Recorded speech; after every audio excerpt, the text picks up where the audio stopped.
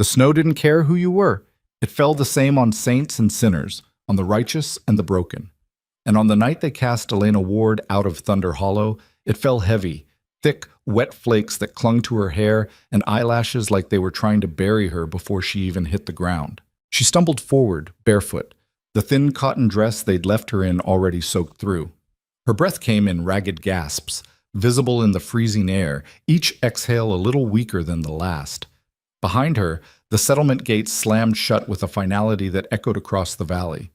No one shouted goodbye. No one wept. They just locked the gate and went back to their warm fires, their hot meals, their clean consciences. Because in Thunder Hollow, exile wasn't cruelty. It was justice. And Elena Ward had committed the unforgivable sin of saying no. "You'll regret this," she'd told them, her voice steady even as they bound her hands. "All of you." Samuel Voss, the settlement's elder, and the father of the man she'd refused, had smiled. Not with warmth, with the satisfaction of a man who'd won. "The only thing you'll regret," he'd said, "is dying slow." Now 300 yards from the gate, Elena's legs gave out. She collapsed into a snowdrift, her body folding like paper. The cold bit into her skin, sharp and immediate. But after a few seconds, it started to fade. That was worse.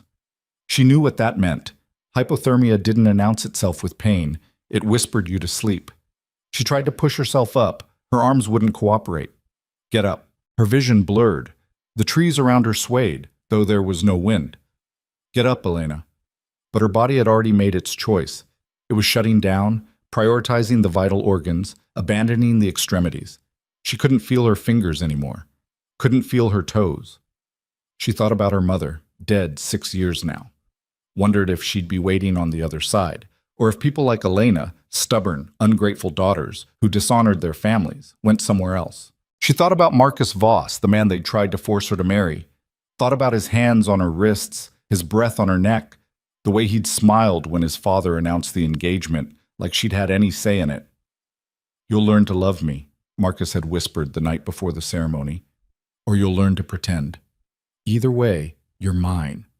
She'd broken his nose with a candlestick. The settlement had not found that amusing. Her eyes drifted closed. The snow kept falling. And Elena Ward, 23 years old, born in a valley she'd never left, prepared to die in it. She didn't hear the horse, didn't hear the rider dismount, boots crunching through snow, didn't hear the low curse as rough hands turned her over, checking for a pulse. What she heard from some distant place her mind had retreated to was a voice. "Jesus Christ!" Not a prayer, a statement. Then, "You're not dying on me, not tonight." Strong arms scooped her up. She weighed nothing, or maybe he was just that strong. Her head lolled against something solid, a chest, a shoulder, warmth, actual warmth. Her body tried to curl toward it instinctively. "Stay with me," the voice said, gruff, impatient. "You hear me?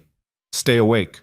She wanted to tell him she was trying, wanted to ask who he was, where he was taking her, why he cared, but her mouth wouldn't form words. All she managed was a small sound, something between a whimper and a sigh. "Good enough," the man muttered.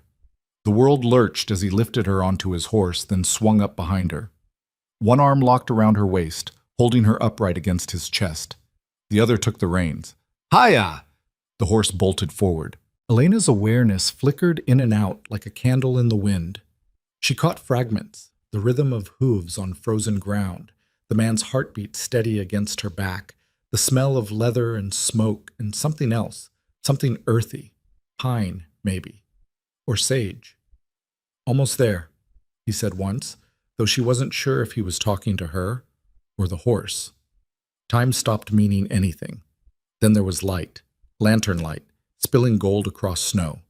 Voices, multiple, sharp with alarm. "Boss, what the hell?"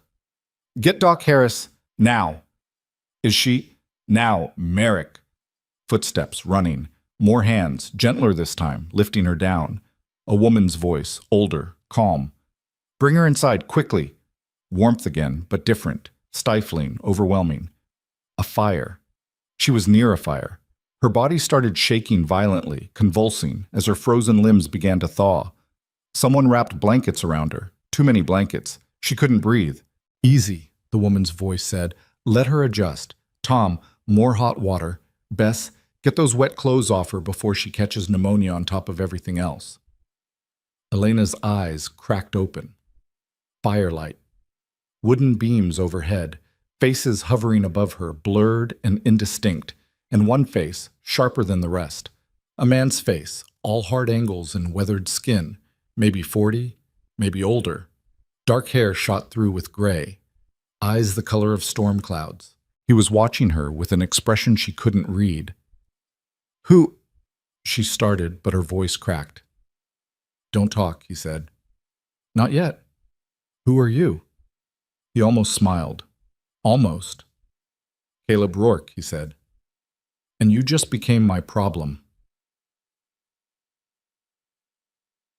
She woke to daylight. Not the gray half-light of dawn, but full, bright sun streaming through a window she didn't recognize. For several seconds, Elena just stared at the ceiling, trying to orient herself. The beams were rough-hewn pine, the walls, unfinished wood. Somewhere nearby she could hear voices, muffled, indistinct. She sat up slowly. Every muscle in her body screamed in protest. She was in a bed, a real bed, with a mattress and quilts and an actual pillow. Her dress was gone, replaced by a clean cotton nightgown that definitely wasn't hers. Her feet were wrapped in bandages. So were her hands. Frostbite, she realized. Not severe, she could still wiggle her fingers and toes, but enough to need treatment. The door opened. A woman stepped in, maybe 50, with steel gray hair pulled back in a braid and the no-nonsense demeanor of someone who'd seen it all and wasn't impressed by much. She carried a tray with a bowl of something that smelled like heaven. "You're awake," the woman said. Statement, not question. "Where am I?" "Rourke Ranch. About 15 miles south of wherever you came from." The woman set the tray on the bedside table. "I'm Bess Halford. Housekeeper, cook, and apparently nurse when idiots get themselves frozen half to death." Elena blinked. "I didn't eat first, argue later." The bowl contained oatmeal, thick and steaming, with honey and actual cream. Elena's stomach clenched. She couldn't remember the last time she'd eaten. 2 days? 3? She picked up the spoon with shaking hands. "Slow," Bess warned. "Your stomach's not ready for fast." Elena forced herself to take small bites. The oatmeal was perfect, warm, sweet, substantial. She wanted to cry. "You've been out for almost 18 hours, Bess said, settling into a chair by the window. "Doc Harris says you'll live, though you'll lose a couple toenails and the skin on your fingers is going to peel something fierce." "Who's Doc Harris?" "Local physician, rides circuit between here and Coldwater Ridge. Lucky for you, he was here checking on one of the ranch hands who broke his leg last week." Bess's eyes narrowed. "Unlucky for you, he's got questions. So does the boss." "Caleb Rourke." "That's the one." Elena set down the spoon. "Why did he save me?" Bess snorted. "Hell if I know. Caleb's not exactly the charitable type.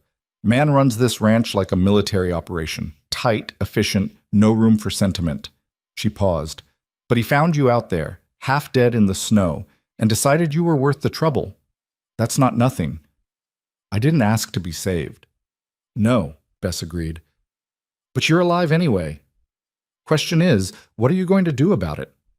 Before Elena could answer, boots sounded in the hallway. Heavy, purposeful.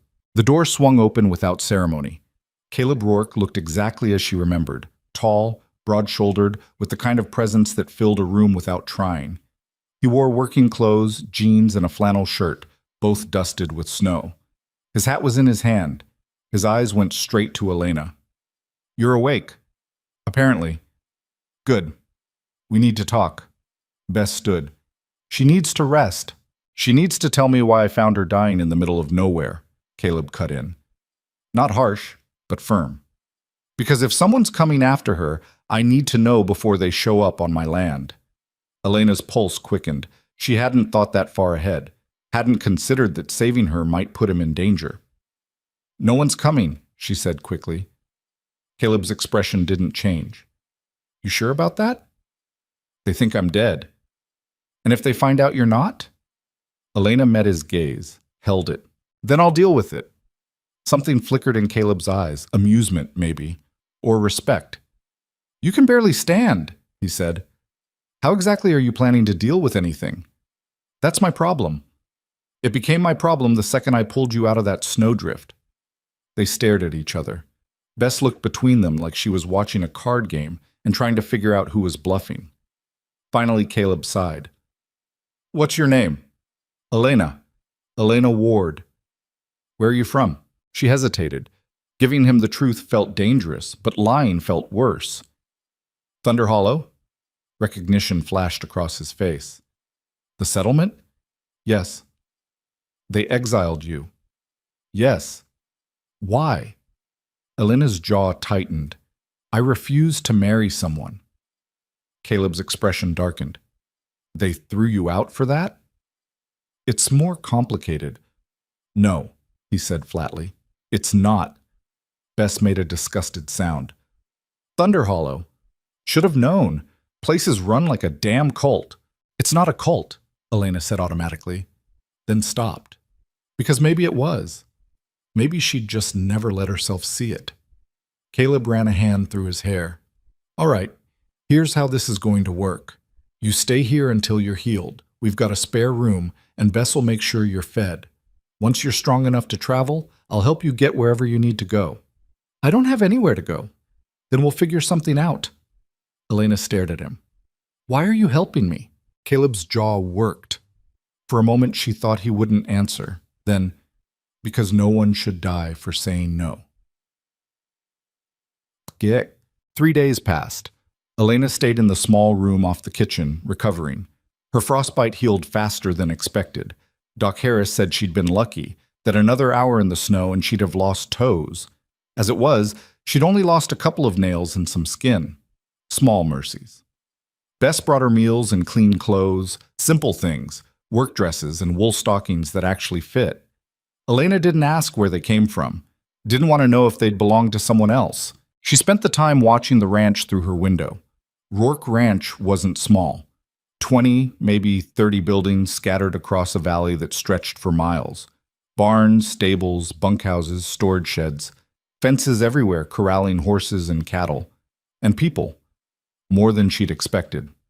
Ranch hands moving with purpose, tending animals, repairing equipment, hauling supplies. It was organized, efficient, and loud. Elena had grown up in silence. Thunder Hollow didn't believe in excess noise. Voices were kept low, laughter discouraged, music forbidden. Here, people shouted to each other across the yard, laughed, argued, lived without apology. It was overwhelming. It was wonderful. On the 4th day, Bess appeared with a pair of boots. You're strong enough to walk, she announced. Boss wants you to earn your keep. Elena looked up from the book she'd been pretending to read. Doing what? Whatever needs doing. We don't have room for freeloaders here. Bess's tone was matter-of-fact, not cruel. You want to stay? You work. That's the deal. Elena stood, testing her weight on her bandaged feet. They hurt, but not unbearably. Where do I start? Bess grinned. Kitchen. I need someone who can peel potatoes without complaining. Peeling potatoes turned into washing dishes. Washing dishes turned into helping with laundry. Laundry turned into mucking stables. Elena worked, not because she had to, Bess had made it clear she could rest if she needed, but because staying still felt dangerous. Like if she stopped moving, her mind would catch up with her body and she'd realize exactly how close she'd come to dying. The ranch hands watched her warily at first, curious but cautious, like she was a stray dog that might bite. One of them, a lanky man named Merrick with a scar across his left cheek, finally approached her while she was hauling water from the well. You're the girl the boss found, he said. Elena set down the bucket. I have a name. Everyone's got a name. Not everyone gets dragged back from the dead by Caleb Rourke. I didn't ask him to.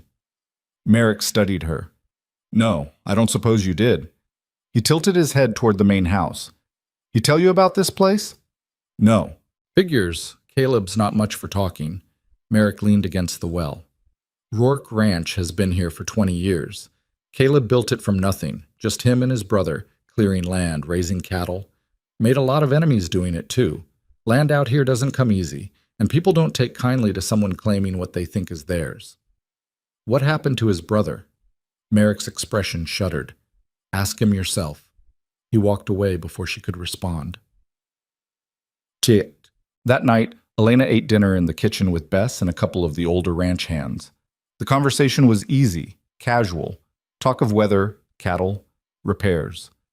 Elena stayed quiet, listening, learning. Caleb didn't join them. She'd seen him a few times over the past days, always at a distance, always working. He moved through the ranch like a general inspecting troops, catching problems before they became disasters, directing operations with minimal words. He didn't smile, didn't waste energy on pleasantries, but his people respected him. That much was obvious. After dinner, Elena stepped outside for air. The night was cold but clear, the sky packed with stars. She wrapped her shawl tighter and walked toward the barn, needing movement, needing space to think. She found Caleb there. He was standing in the open doorway, one shoulder against the frame, staring out at the dark valley.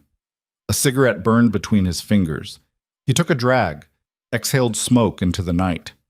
Elena almost turned back, but he'd already seen her. Can't sleep? He asked without looking at her. Didn't try. He nodded, like that made sense. For a while, neither of them spoke. Then Elena said, Thank you. Caleb glanced at her. For what? Saving my life. Letting me stay. Not asking too many questions. I ask plenty of questions. Not the ones that matter. His mouth twitched, almost a smile. What questions matter? Elena hesitated, then, why you did it? Caleb took another drag. You already asked me that. You didn't really answer. Sure I did. No one should die for saying no isn't an answer. It's a principle. Same thing. It's not. Caleb turned to face her fully. In the dim light from the barn lanterns, his features were all shadow and sharp edges. You want the real answer? He asked. Yes. I found you dying in the snow, and I had a choice. Leave you there and go home, or bring you back and deal with the consequences. He flicked ash from his cigarette. I've made a lot of choices in my life I regret. Figured I'd try making one I wouldn't. Elena's throat tightened. That's it? That's it. You don't even know me. No, Caleb agreed. But I know what it looks like when someone's been thrown away, and I know what it costs to survive it. He met her eyes. You're still here, Elena Ward. That says more than words ever could. She didn't know what to say to that. Caleb stubbed out his cigarette. You planning to stay? I don't know. Fair enough. He pushed off the door frame. When you figure it out, let me know. He walked past her back toward the house. Elena stood alone in the cold, staring at the stars, and felt something shift inside her. Not hope, not yet, but possibility. 2 weeks became 3. Elena settled into the rhythm of ranch life. Wake before dawn, help Bess with breakfast, work through the day, kitchen, laundry, stable, wherever hands were needed, eat dinner with the crew, sleep hard. It was brutal, exhausting work. She'd never been happier. Thunder Hollow had taught her obedience, submission, silence. Here, she learned strength. Learned that her body could do more than she'd ever imagined. Learned that exhaustion could be satisfying if it came from purpose instead of fear. The ranch hands warmed to her slowly. Merrick started including her in conversations. A quiet man named Tom taught her how to properly saddle a horse. Even Bess, gruff and no-nonsense, began leaving extra biscuits on Elena's plate. Caleb kept his distance. He was always there, watching, working, directing, but he didn't seek her out, didn't offer more than necessary words. Elena told herself she didn't mind, told herself it was better this way, but sometimes, late at night, she'd catch herself looking for him across the yard, wondering what he was thinking, wondering if he ever looked back.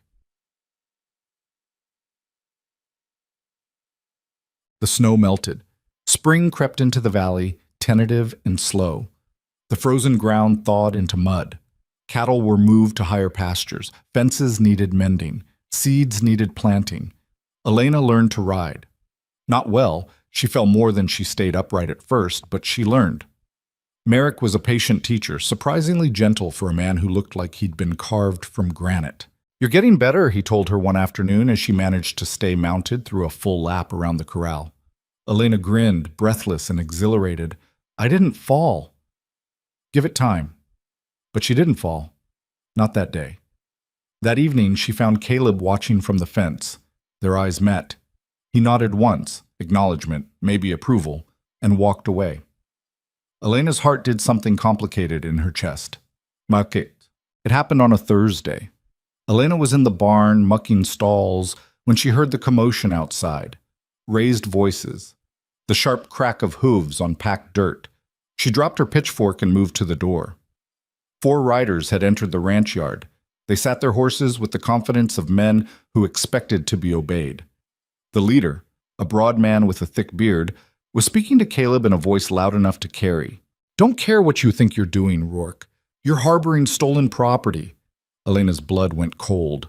She knew that voice, Samuel Voss. Caleb stood his ground, arms crossed. I'm not harboring anything, and people aren't property. She's a runaway, exiled for crimes against the community. She told me. Didn't sound like much of a crime to me. You don't know what you're dealing with. Then enlighten me. Samuel's jaw worked. Elena Ward is promised to my son. That's a contract, witnessed and binding. She broke it. Shamed our family. The settlement voted for exile, but that doesn't void the agreement. She's not here, Caleb said flatly. A lie. Samuel's eyes narrowed. You expect me to believe that? I expect you to get off my land. One of the other riders, younger, with Samuel's same build, leaned forward in his saddle. Marcus. Where is she? Marcus demanded. Not your concern. She's my wife. She's not your anything. Marcus's face flushed red. You don't get to decide that. Neither do you. The tension crackled like static. Elena stepped out of the barn. Every head turned. Marcus's expression twisted into something ugly, triumph mixed with rage. There, he spat. Told you. Samuel's eyes locked on Elena. Girl, get on a horse. You're coming home. Elena didn't move. Elena? Samuel's voice hardened. Don't make this worse. Worse than exile? She asked. Her voice came out steadier than she felt. Worse than leaving me to die? You chose that. I chose not to marry him. She pointed at Marcus. That's not the same thing. The settlement decided wrong. Silence. Then Marcus laughed, sharp, bitter. You think you have a choice now? He gestured at the ranch, at Caleb. You think this man's going to protect you? He's not. He's one man with a ranch to run. We're a community of 200. You do the math. Caleb's voice cut through like a blade. Get off my land. Samuel's hand moved toward his belt. Caleb's moved faster. A revolver appeared in his hand, not drawn dramatically, just suddenly there, aimed steady at Samuel's chest.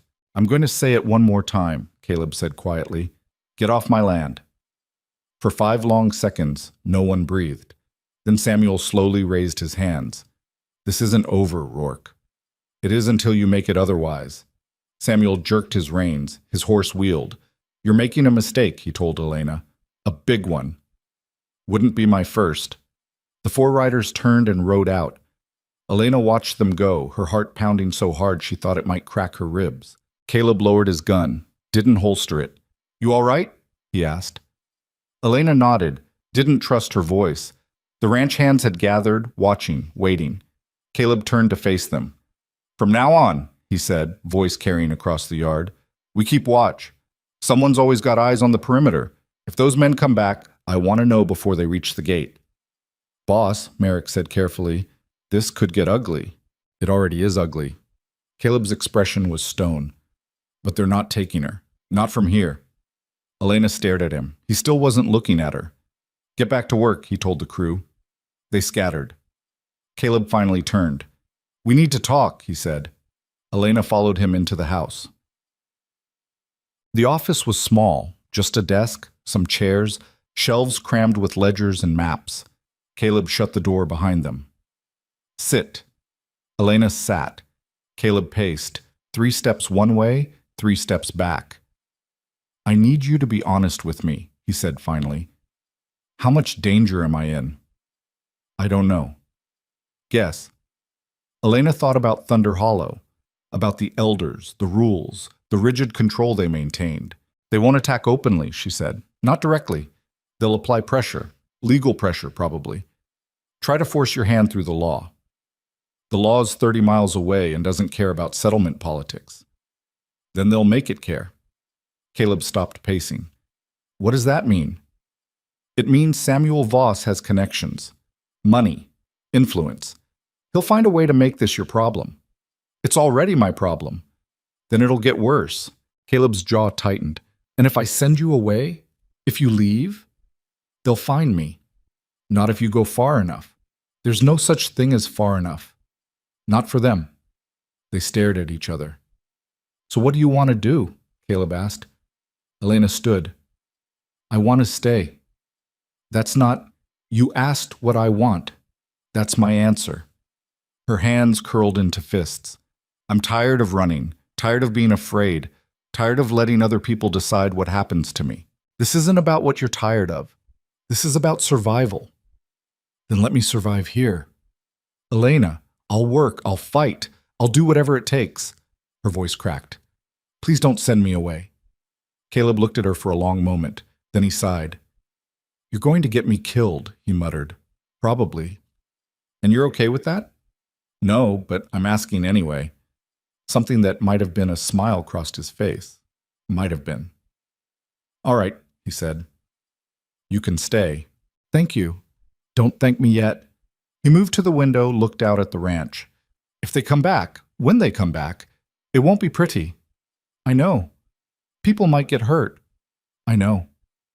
And you're still choosing this. Elena stepped up beside him. Outside, the ranch hands were returning to work, life continuing, purpose unfolding. I'm choosing me, she said quietly. For the first time in my life, I'm choosing me. Caleb glanced at her, and this time he smiled, really smiled. Then I guess we'd better get ready, he said. The watch started that night. Merrick took first shift, perched on the barn roof with a rifle and a spyglass. Tom took second. By dawn, every man on the ranch knew the drill. Eyes on the horizon, weapons close, no one rides out alone. Elena hated it. Not the protection, she wasn't foolish enough to reject that, but the weight of it. The knowledge that every precaution, every lost hour of sleep, every nervous glance toward the valley entrance existed because of her. Stop that, Bess said one morning, catching Elena staring out the kitchen window for the third time in 10 minutes. Stop what? Blaming yourself. Bess slapped dough onto the counter, began kneading with forceful precision. I can see it all over your face. You think this is your fault. It is my fault. Horseshit. Bess punched the dough. Those men made their choices. You made yours. Consequences don't equal fault. People could get hurt. People get hurt every day on a ranch. Horses kick, cattle charge, equipment breaks. Last month, Tom nearly lost a finger to a fence wire. Bess shaped the dough into a ball. Life's dangerous. You're just a different kind of dangerous than usual. Elena turned from the window. That's supposed to make me feel better? It's supposed to make you stop moping and start being useful.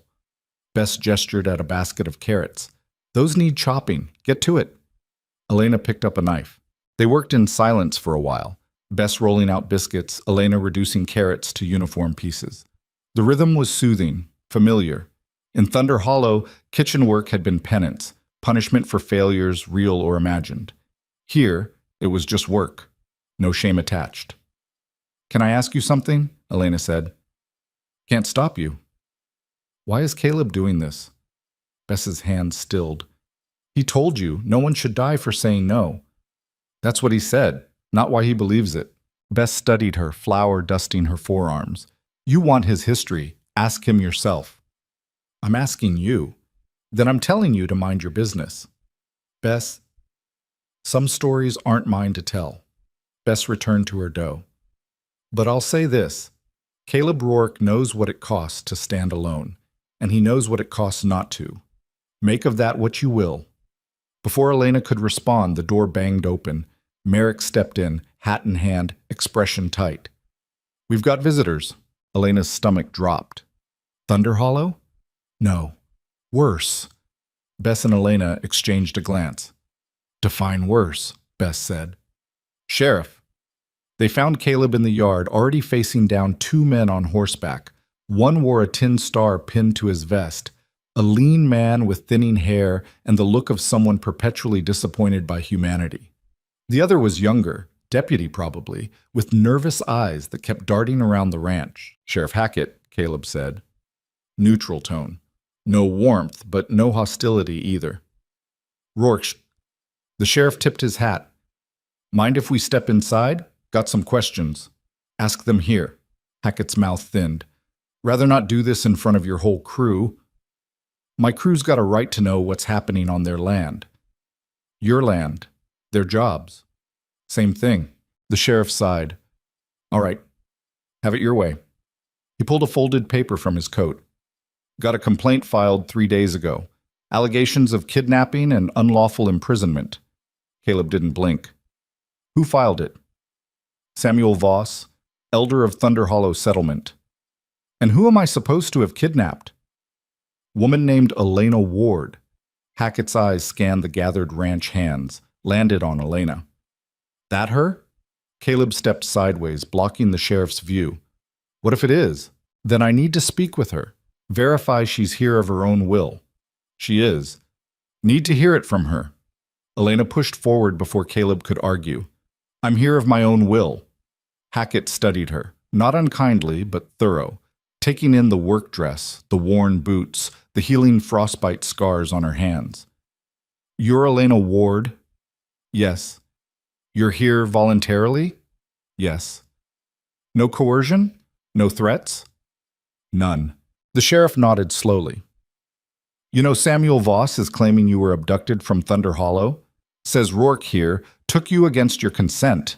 Elena's laugh came out sharp. "Samuel Voss exiled me. Left me in the snow to freeze. If anyone's guilty of attempted murder, it's him." Hackett's eyebrows rose.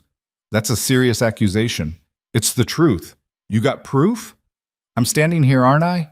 That's proof enough that someone found me dying." The sheriff glanced at Caleb. "That how it happened?" "Found her half frozen about 15 miles northwest of here," Caleb confirmed. 3 weeks back. Brought her here, got her medical attention. She's been recovering since." "And the kidnapping claim?" "Bullshit." Hackett almost smiled. "Need more than that for my report." "Miss Ward is a free woman," Caleb said evenly. "She can leave any time she wants. Ask her yourself." The sheriff turned back to Elena. "You want to leave?" "No." "You want to press charges against Samuel Voss?" Elena hesitated.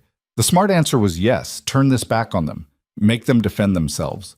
But pressing charges meant courts, lawyers, attention, meant exposing herself to a system that had already failed her once.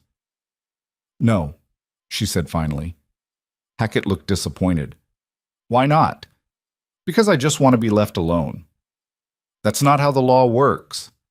"Then maybe the law needs to work different." The sheriff's expression shifted, something like respect crossing his weathered features. "All right," he said. "I'll file my report. Note that Miss Ward is here voluntarily, unharmed, and uninterested in pursuing charges."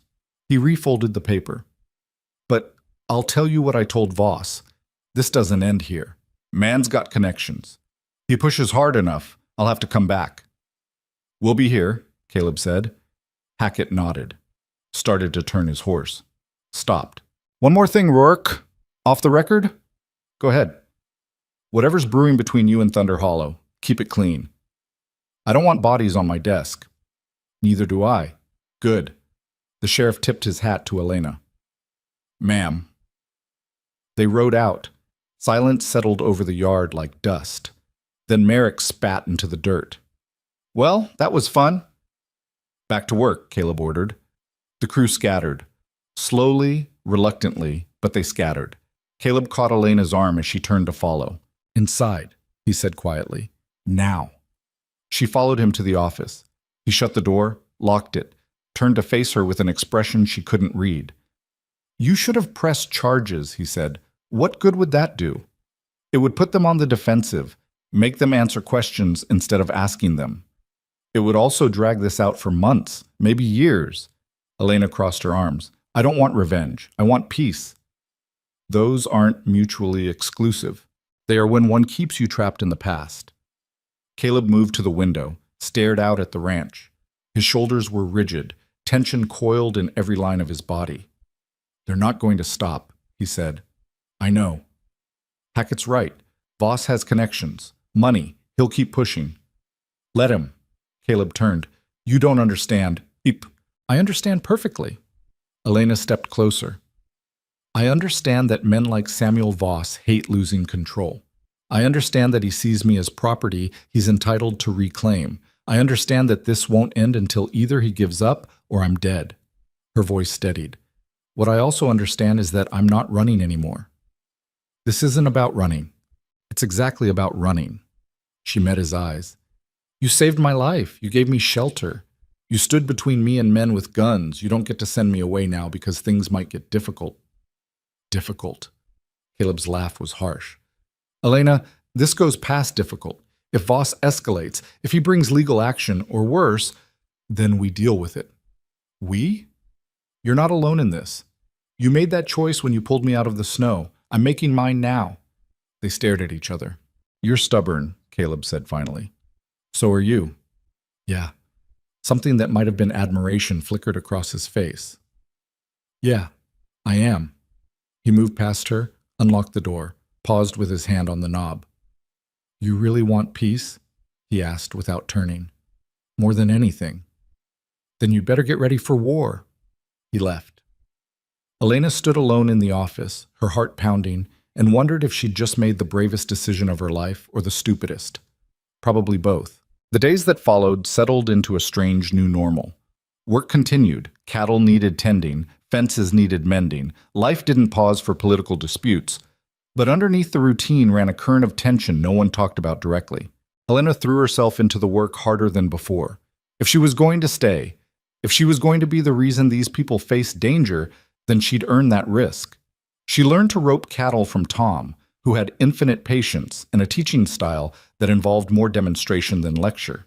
She learned to shoe horses from a wiry man named Davidson, who chain-smoked hand-rolled cigarettes and never spoke unless spoken to.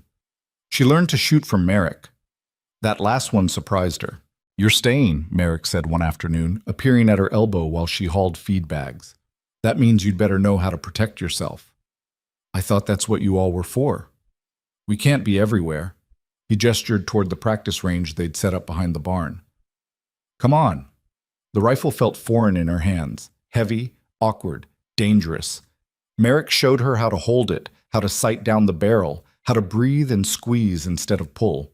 "Don't anticipate the recoil," he instructed. "Let it surprise you." She fired. The bullet went wide, kicking up dirt 10 feet left of the target. "Again." She fired. Wide right this time. "Again." 5 shots. None of them came close. Elena lowered the rifle, frustration burning in her chest. "This is useless." "It's practice. Practice is never useless." "I can't hit anything." "Not yet."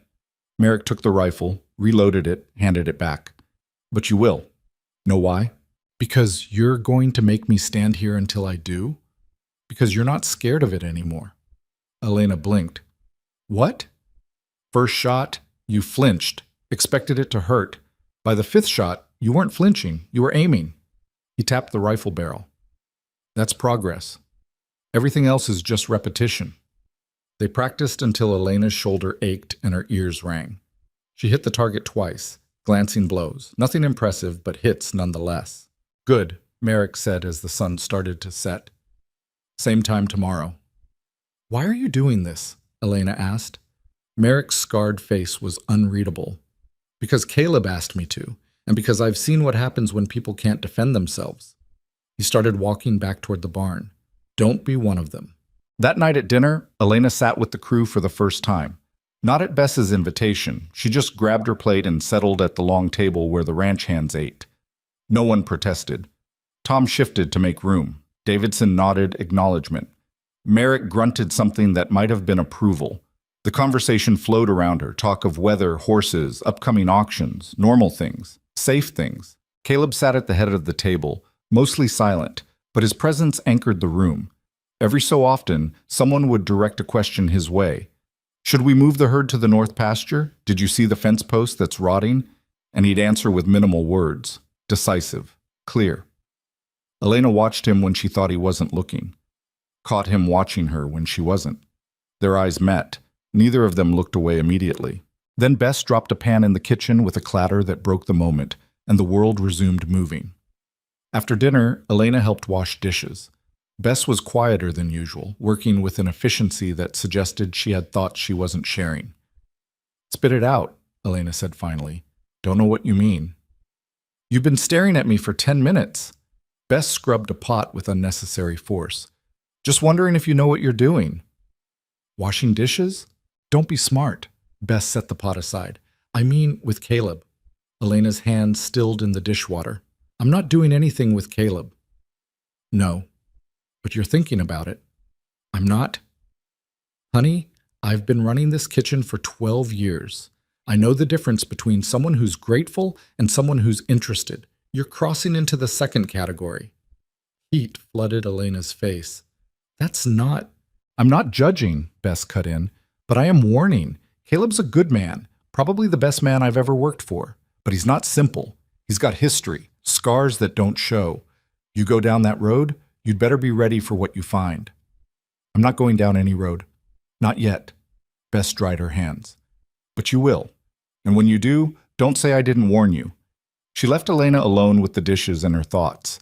Neither were particularly clean. 3 days later, Marcus Voss came back. This time, he came alone. Elena was in the garden, a small plot behind the house where Bess grew vegetables, when she heard the horse.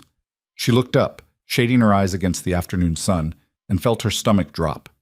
He looked worse than she remembered, thinner, angrier.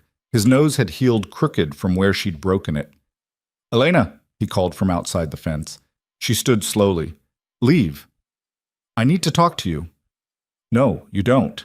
5 minutes, please." The please surprised her. Marcus didn't beg, didn't ask permission. Against her better judgment, Elena walked to the fence, kept it between them. "Talk," she said. Marcus dismounted, stood with his hands at his sides, non-threatening. It looked practiced, deliberate. "I'm sorry," he said. Elena laughed, couldn't help it. "No, you're not." "I am, for—" He gestured vaguely. "For all of it, the engagement, pushing you, the exile. I didn't know they'd actually throw you out. You stood there and watched. I know." You smiled. His jaw tightened. "I was angry. You humiliated me. I rejected you. That's not the same thing." It felt the same. He ran a hand through his hair. "Look, I'm not good at this. Apologies, admitting I was wrong, but I am wrong. My father, the elders, we all were. What happened to you wasn't justice, it was cruelty." Elena studied him, searched for deception, found only exhaustion. "Why are you here, Marcus?" "To ask you to come home. Thunder Hollow isn't my home." "It could be, if you came back, if you agreed to marry you?" Elena shook her head. "You haven't changed at all." "I have. That's what I'm trying to tell you." He stepped closer to the fence. "I talked to my father, convinced him to drop the charges, to leave you alone. But he'll only agree if you come back voluntarily. If you—" He swallowed. "If you give us another chance." "Us?" "Me. You. A real engagement this time. One you choose." For a moment, Elena almost pitied him. Almost. "I don't love you, Marcus. You could learn to." "No, I couldn't." "Elena, you want to know why I broke your nose?" She leaned against the fence. "It wasn't because you pushed me, or because your father announced our engagement without asking. It was because when you grabbed my wrist, when you pulled me close and told me I'd learn to love you, I saw my whole life, every day, every year, decades of pretending, of being grateful for scraps of kindness, of apologizing for wanting more. It wouldn't be like that." "It would be exactly like that." Elena straightened. "You're not here because you love me. You're here because you can't stand that I chose something else. Someone else." Marcus's expression darkened. "Rourke. This isn't about him, isn't it?" His voice turned sharp. "You think he's better than me? Safer? He's a rancher with enemies and a violent past. He'll get you killed." "Maybe, but that'll be my choice." "Your choice?" Marcus gripped the fence. "You stupid girl. You think you have choices? You think leaving Thunder Hollow made you free? You're still trapped. You've just traded one cage for another. Get off this land. Or what? You'll shoot me? He laughed bitterly. You don't even know how to hold a gun. She's learning. Both of them turned. Caleb stood 10 feet away, rifle in hand. Not aimed, just held, ready. Time to go, Voss, he said. Marcus's hands tightened on the fence. This is between me and Elena. No, it's not. She was promised to me. She's not a horse. You don't get to claim her. And you do? Caleb's expression didn't change. She claims herself. Now leave. For a heartbeat, Marcus looked like he might argue, might push back, might do something colossally stupid. Then he saw something in Caleb's eyes, some line drawn in absolute stone, and backed down. This isn't over, he said to Elena. It's been over, she replied. Marcus swung onto his horse, yanked the reins harder than necessary. You're going to regret this, he told Caleb. Both of you. Probably, Caleb agreed. Leave anyway. Marcus rode out at a gallop, kicking up dust. Silence settled. Elena realized she was shaking. You all right? Caleb asked. I'm fine. You're not. I will be. He studied her, then lowered the rifle, engaged the safety. What did he want? For me to come back. Marry him. Pretend none of this happened. What did you tell him? No. Good. Caleb turned toward the house. He comes back again. You don't talk to him alone. Understood? I can handle Elena. He stopped, looked back at her. I know you can handle yourself. I've seen you learn to ride, to shoot, to work 14-hour days without complaint. I know you're strong, but strength doesn't mean you have to face everything alone. Something in her chest cracked open. Okay, she said quietly. He nodded, started to leave again. Caleb? Yeah? Thank you for... She gestured vaguely. All of it. His mouth twitched, almost a smile. You already thanked me. I know, but I mean it more now.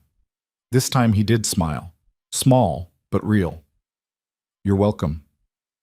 He left her in the garden, surrounded by growing things and the scent of turned earth, feeling more anchored than she had in years. The weeks bled together. Spring deepened into early summer. The ranch exploded with activity. Calving season, branding, preparing for the summer auctions. Elena worked through all of it, her hands toughening, her body strengthening, her skills sharpening.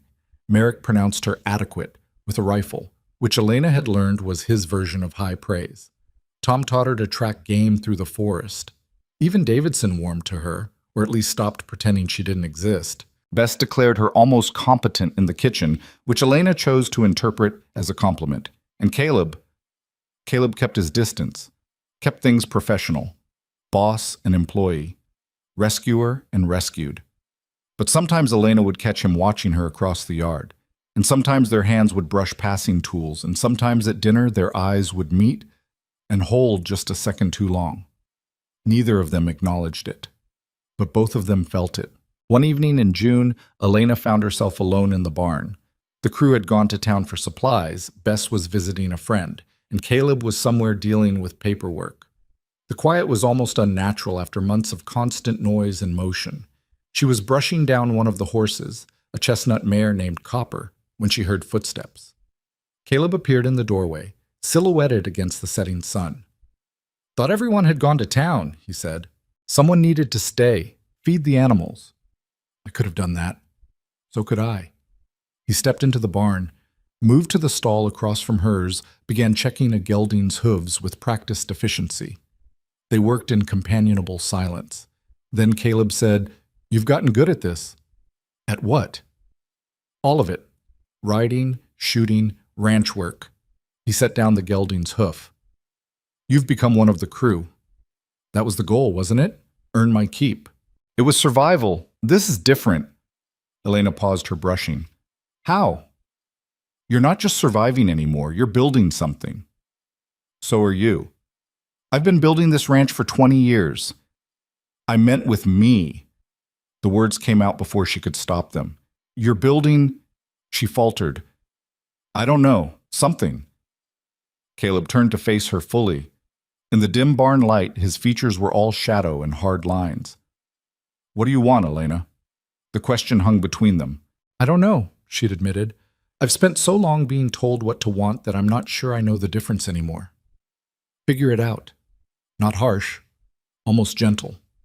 "Because whatever's happening here, between Thunder Hollow, between us, it's going to come to a head. And when it does, you need to know what you're fighting for." "What are you fighting for?" He was quiet for a long moment. "I'm fighting," he said finally, "for the right to choose who stays on my land. That's it. That's all." But the way he looked at her suggested it wasn't all. Suggested it was so much more complicated than that. Elena stepped out of the stall, closed the distance between them, stopped just close enough to see the pulse beating in his throat. "I want to stay," she said, "not because I'm afraid, not because I have nowhere else, because I choose this ranch, this life." She paused. "You." Caleb's jaw tightened. "Elena, I'm not asking for anything. I'm just telling you the truth. The truth is complicated, so uncomplicate it." He laughed, short, sharp. "If only it were that simple." "Why isn't it?" "Because I'm not—" He stopped, started again. "I'm not the man you think I am. I've done things, made choices. There's a reason I built this ranch in the middle of nowhere, Elena. A reason I don't go to town unless I have to. A reason people like Sheriff Hackett look at me the way they do. I don't care. You should, but I don't." She held his gaze. "Whatever you've done, whoever you were, that's your past, not your present, not who you are now. You can't know that. I've spent 4 months watching you, watching how you treat your crew, how you run this place, how you've protected me even when it cost you. That tells me everything I need to know." Caleb reached up, almost touched her face, then dropped his hand. "You're going to get hurt," he said quietly. "I'm already hurt. I was hurt before I got here. The difference is now I'm choosing what I heal into." For a moment she thought he might close the distance, might give in to whatever current was pulling between them. Instead, he stepped back. "This isn't the right time," he said. "When will be?" "I don't know, but not now. Not while Thunder Hollow's breathing down our necks, not while you're—" He gestured vaguely. "Still figuring out who you are." It stung, but Elena recognized truth when she heard it. "Okay," she said. "Okay? I'll wait. But Caleb?" She caught his hand, held it. "Don't make me wait forever." He squeezed her fingers once, brief, warm. Then he let go and walked away. Elena stood alone in the barn, her heart pounding, and knew with absolute certainty that everything was about to change. She was right. 2 days later, the riders appeared on the ridge. Not 4 men this time. Not 10, 20, maybe more. They sat their horses in a long line against the sky, watching the ranch like vultures circling prey. Caleb saw them first. He was in the yard when Merrick came running from the north pasture, out of breath, pointing toward the ridge. "Boss, we've got a problem." Within minutes, the entire crew had assembled. Every man armed, every eye on that distant line of riders. "Thunder Hollow?" Tom asked. "Has to be," Merrick said. Caleb studied them through his spyglass. Counted. Calculated. "They're not attacking," he said finally. "Not yet." "Then what are they doing?"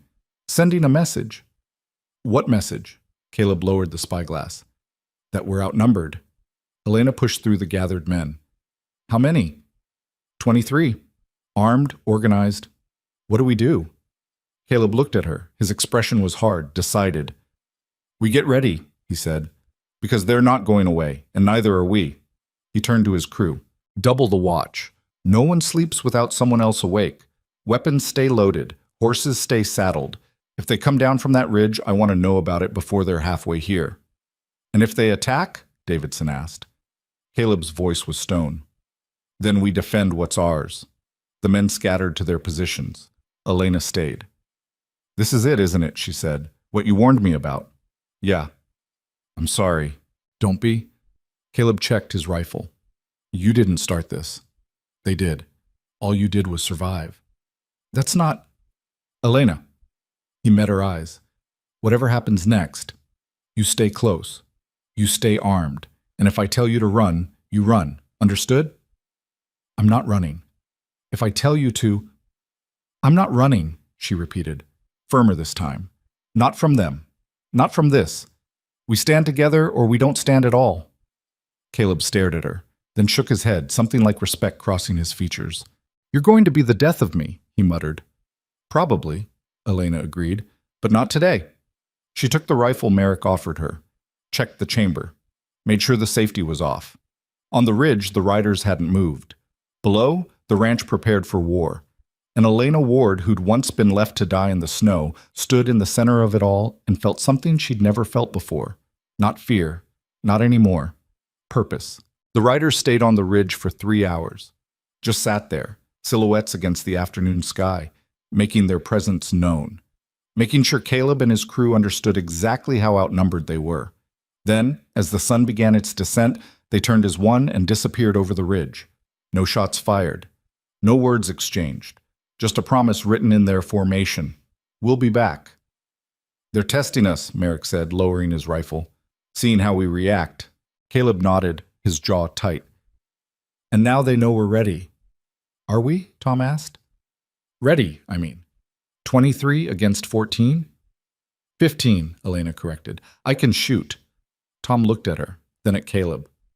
Boss? Caleb didn't answer immediately. He was still staring at the ridge, calculating something in his head. Finally, he turned to face his crew. Numbers don't win fights, he said. Terrain does. Strategy does. Knowing what you're protecting. His eyes swept across them. They have more men. We have home advantage. We know every inch of this land. They don't. That matters. And if they burn us out, Davidson asked, ever practical, then we make sure we're not inside when they try. Bess appeared from the house, wiping her hands on her apron. Someone want to tell me what in hell is happening? Company, Merrick said. The unwelcome kind. Bess looked at the ridge, then at Caleb. How long do we have? Tonight, maybe. Tomorrow at the latest. Caleb holstered his pistol. They're giving us time to panic, to make mistakes. Then we don't panic, Elena said. Everyone looked at her. We don't panic, she repeated more firmly. We prepare. We fortify. We turn this ranch into something they can't take without paying a price they're not willing to pay. Caleb's expression shifted. Surprise, maybe. Or approval. She's right, he said.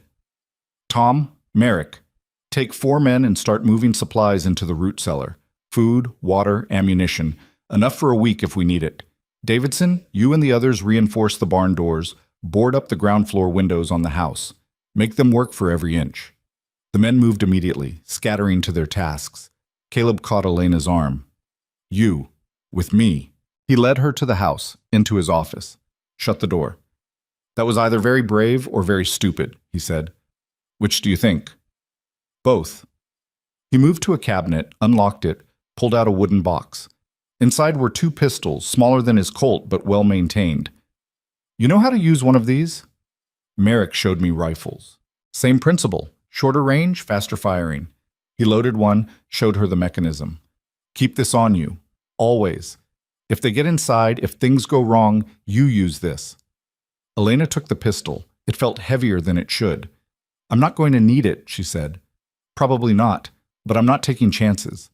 He loaded the second pistol, tucked it into his belt. There's something else you need to understand. If this goes the way I think it will, if they actually attack, they'll want me. Yes. Then I'll make sure they don't get me. Caleb's hand closed over hers, warm and solid. I'm not going to let it come to that. You can't promise that. Watch me. They stood close, too close, the air between them charged with everything they hadn't said. Elena could feel his pulse through his grip, fast and steady. Why are you doing this? She asked. Really, not the principal answer, the truth. Caleb's eyes searched hers. You want the truth? Always. Because the first time I saw you, you were dying, and something in me decided right then that you weren't allowed to. That the world... He stopped, started again. That I wasn't going to let the world take one more thing from me, even if that thing was a stranger. I'm not a stranger anymore. No. His thumb brushed across her knuckles. You're not. The moment stretched, tightened, then boots pounded in the hallway and Merrick's voice shouted, "Boss, they're moving!" Caleb released her hand, strode to the door. Elena followed. Outside, the crew had gathered again, all eyes on the ridge. The riders had returned, but this time they weren't just watching. They were descending, moving in a loose formation down the hillside. "How many?" Caleb asked.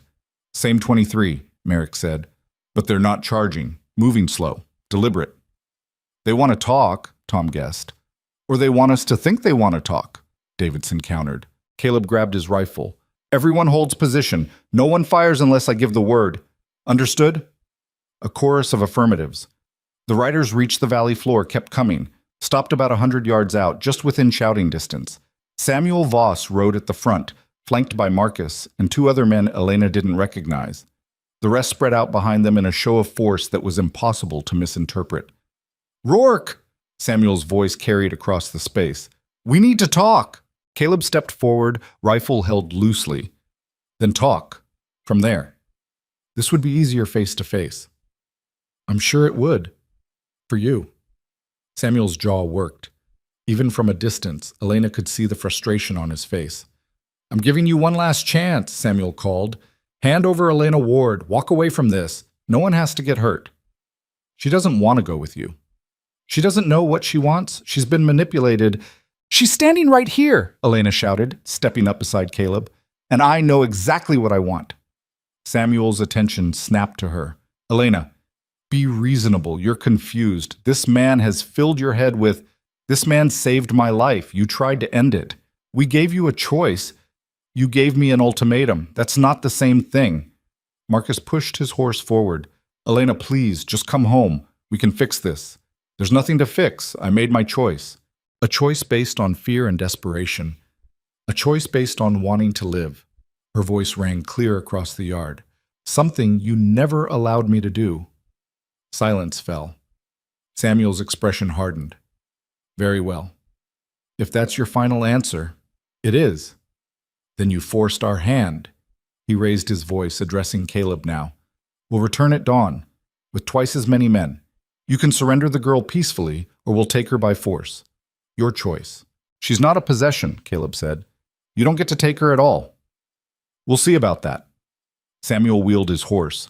The others followed, but Marcus lingered, staring at Elena with an expression that mixed anger and something else. Something that might have been grief.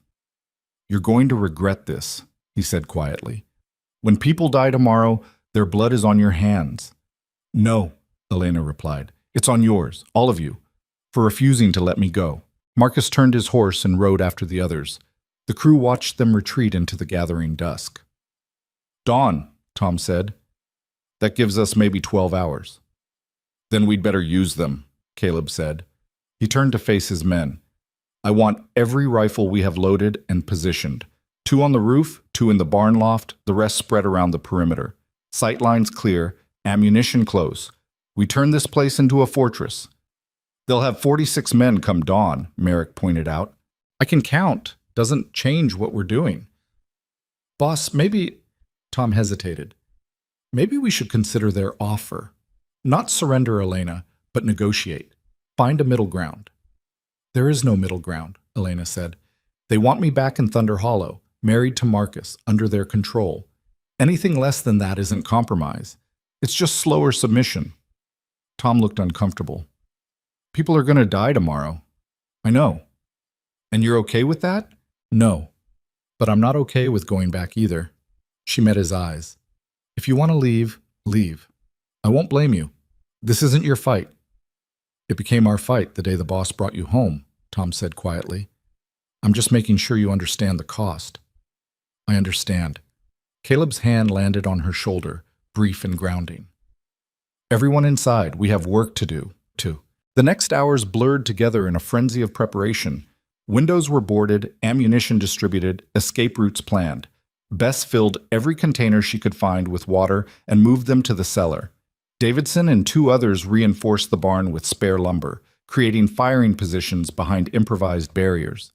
Elena helped wherever she could, her hands remembering the work even as her mind raced ahead to dawn, to what was coming, to the violence that seemed inevitable now.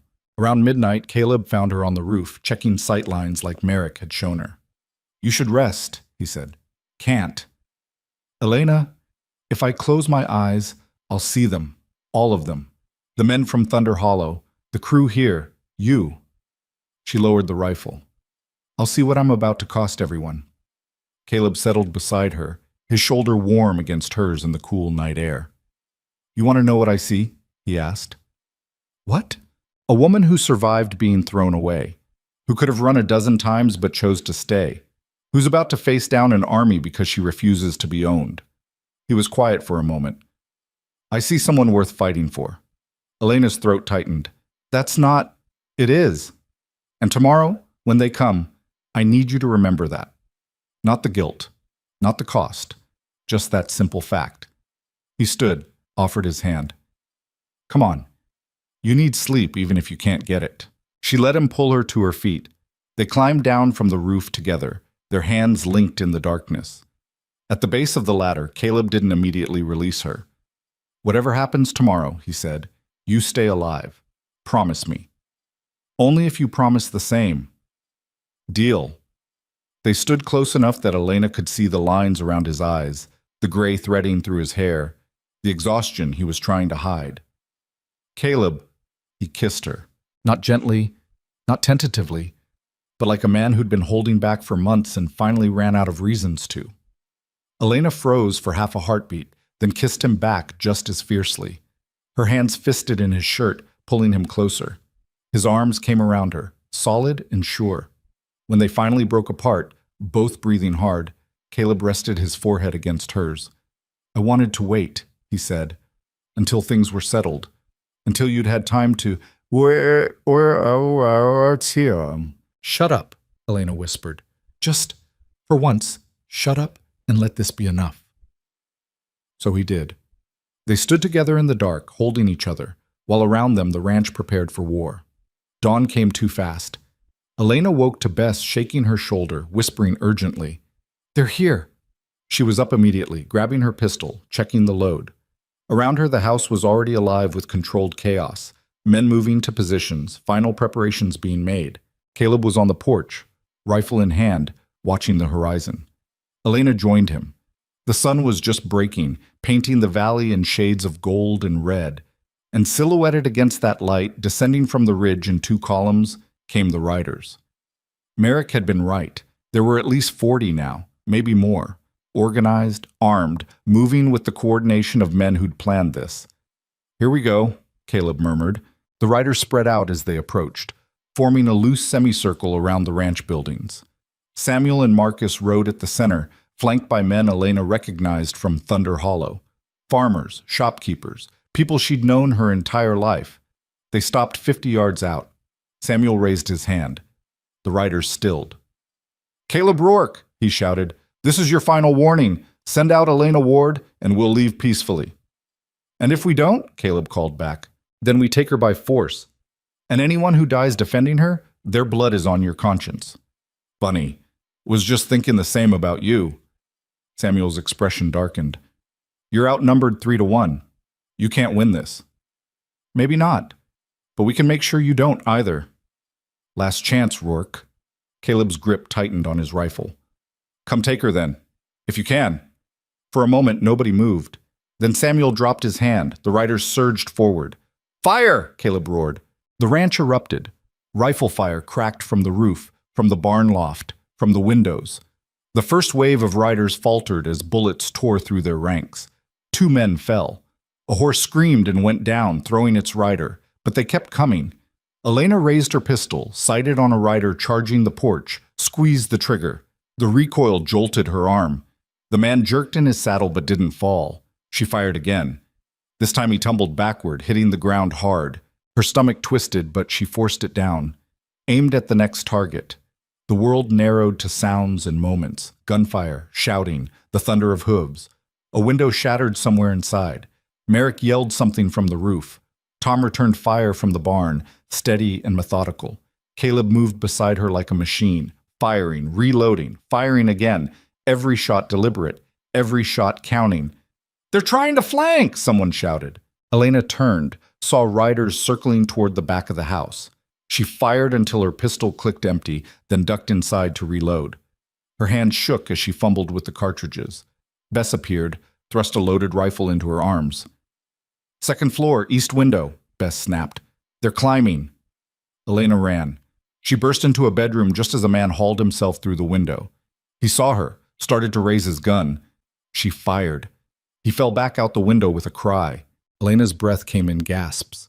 She'd just shot a man. Maybe killed him. The thought should have paralyzed her. Instead, she moved to the window, checked for more climbers, found 3 trying to scale the side of the house. She fired until they scattered. Below, the battle raged. The Thunder Hollow riders had broken through the outer defenses, were fighting in the yard now. Hand to hand in some places, still exchanging gunfire in others. Elena saw Davidson go down, clutching his leg. Saw Tom drag him toward the barn. Saw Marcus fighting his way toward the house, toward her. She aimed at him, finger on the trigger. Couldn't pull it. Not Marcus. Anyone, but the hesitation cost her. Marcus made it to the porch, disappeared from her sightline. "Caleb!" she screamed. No response. The noise was deafening. Elena ran for the stairs. She hit the main floor just as Marcus kicked in the front door. They locked eyes across the entryway. "Elena," he panted, "come with me. Now. This doesn't have to. Get out. They're going to kill everyone here, including you. Is that what you want? I want you to leave." "I can't do that." He moved toward her. Elena raised her pistol. "Don't. You won't shoot me. Try me." Marcus took another step. "You're not a killer, Elena. I know you." "You don't know anything about me." But her hand wavered. Marcus lunged.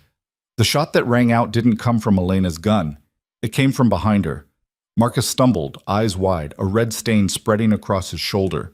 He looked past Elena, expression shifting from shock to rage. Elena turned. Caleb stood in the hallway, smoke curling from his rifle. "She said leave," he said flatly. Marcus pressed a hand to his shoulder, blood seeping between his fingers. "You shot me. I warned you. You didn't listen. This isn't over." "Yeah, it is." Marcus looked at Elena one last time. Whatever he saw in her face made something in his expression break. Then he turned and stumbled out the door. Elena lowered her pistol, hands shaking violently now. Caleb moved to her, gripped her shoulders. "You all right?" "I couldn't. He was right there, and I couldn't." "Hey, look at me." He waited until she met his eyes. "You did fine. You're alive. That's what matters." Outside, the gunfire was slowing, becoming sporadic. Caleb moved to the window, peered out. "They're pulling back," he said. Elena joined him. He was right. The Thunder Hollow riders were retreating, dragging their wounded, leaving their dead. The coordinated assault had broken apart into chaos, and now they were running. Samuel's voice rose above the confusion, trying to rally them. "Hold your positions. We can still—" A rifle cracked. Samuel jerked, grabbed his side, nearly fell from his horse.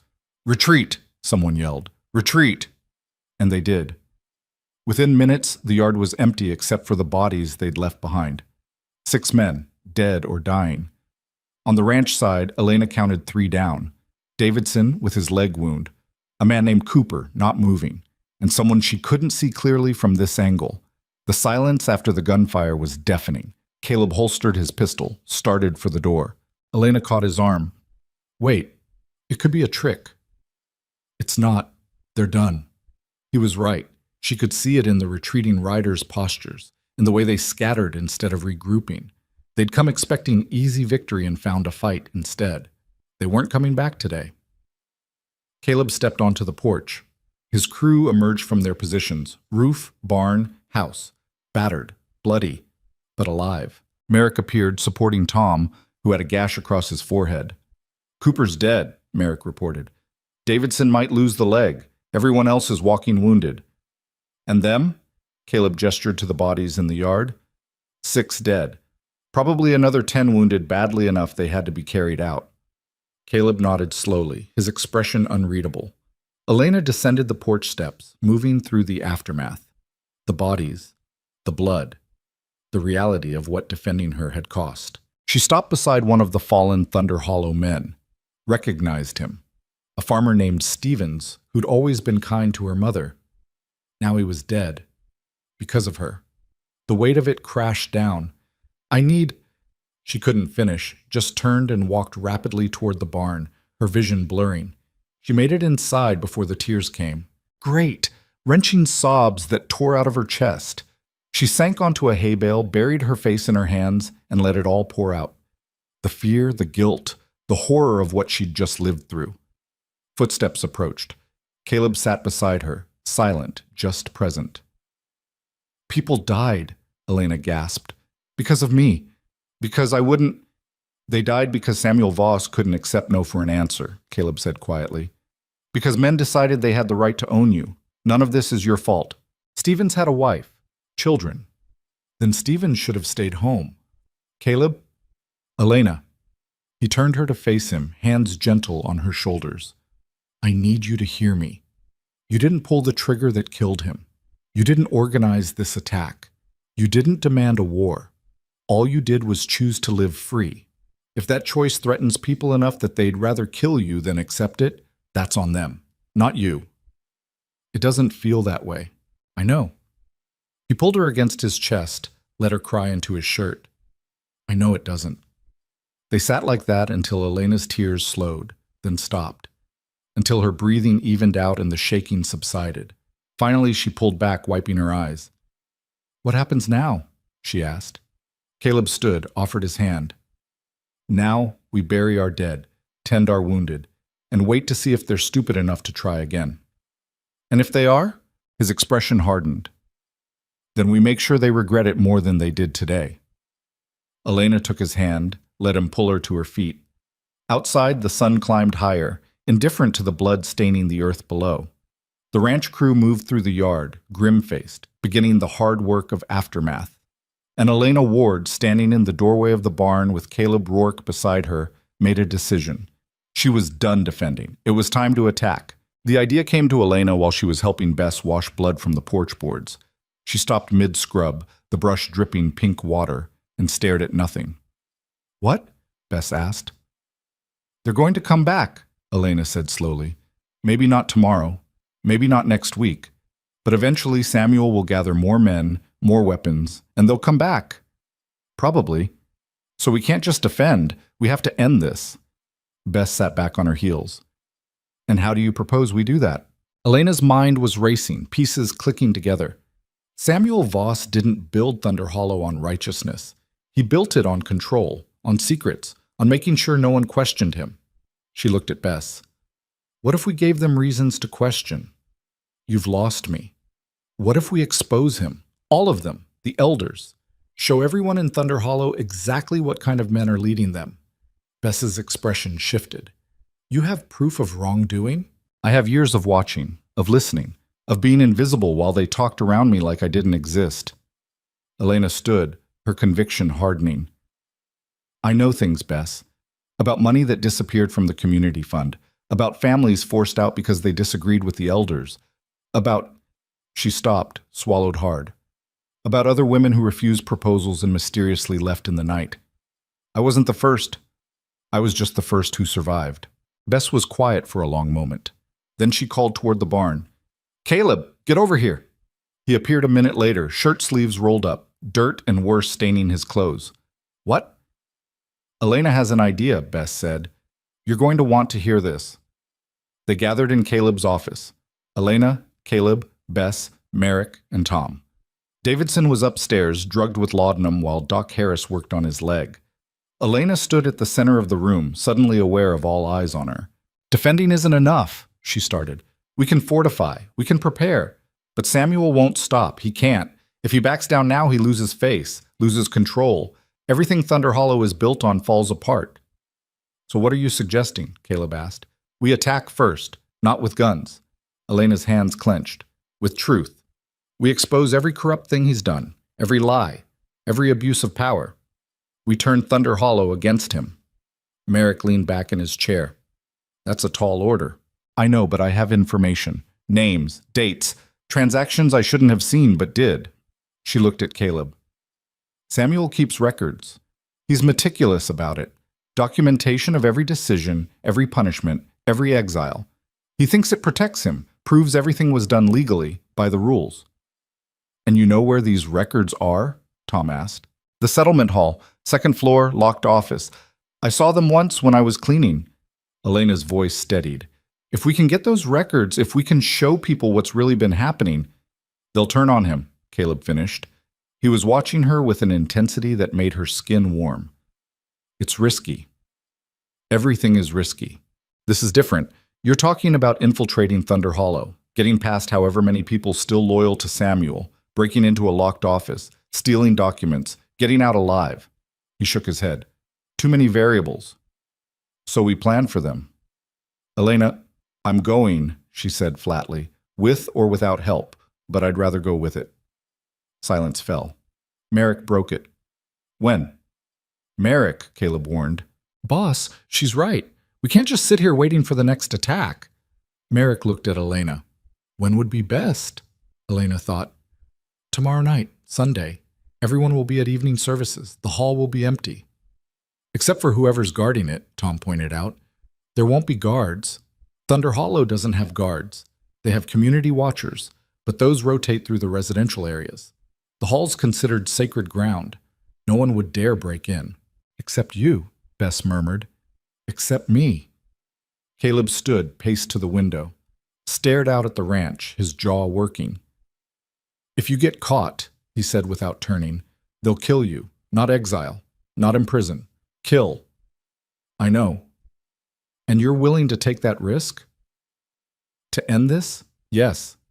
He turned to face her. Then I'm coming with you. Caleb, no. Not negotiable. You want to do this, fine, but you don't go alone. Elena wanted to argue, wanted to tell him she could handle it herself, that she wouldn't risk him too.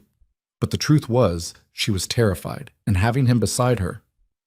Okay, she said quietly. Merrick stood. I'll come too. 3 is better than 2. No, Caleb said. Someone needs to stay here. If this goes wrong, if we don't come back, the ranch needs leadership. Then Tom goes. Tom stays. You both stay. Caleb's voice was firm. Elena and I go in quiet. 2 people can hide easier than 3. We get the documents, we get out. Simple.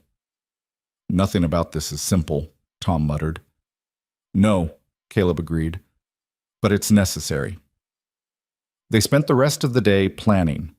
Caleb had maps of the area, rough sketches, but detailed enough. They plotted the route to Thunder Hollow, identified weak points in the settlement's perimeter, timed the evening service schedule. Elena drew the layout of the settlement hall from memory, marking the office location, the stairways, potential exits. Her hands shook slightly as she worked, but her lines were precise. The lock is old, she said, pointing. Standard pin tumbler. Should be easy to pick. Caleb raised an eyebrow. Should I ask how you know that? I got locked out of the storage shed once. Had to teach myself. She didn't mention that she'd been locked in, not out.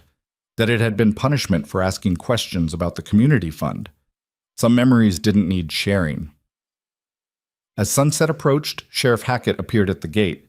Caleb met him in the yard, rifle conspicuously absent but close. Sheriff? Rourke. Hackett looked around at the boarded windows, the bloodstains still visible on the dirt. Heard you had some trouble. You could say that.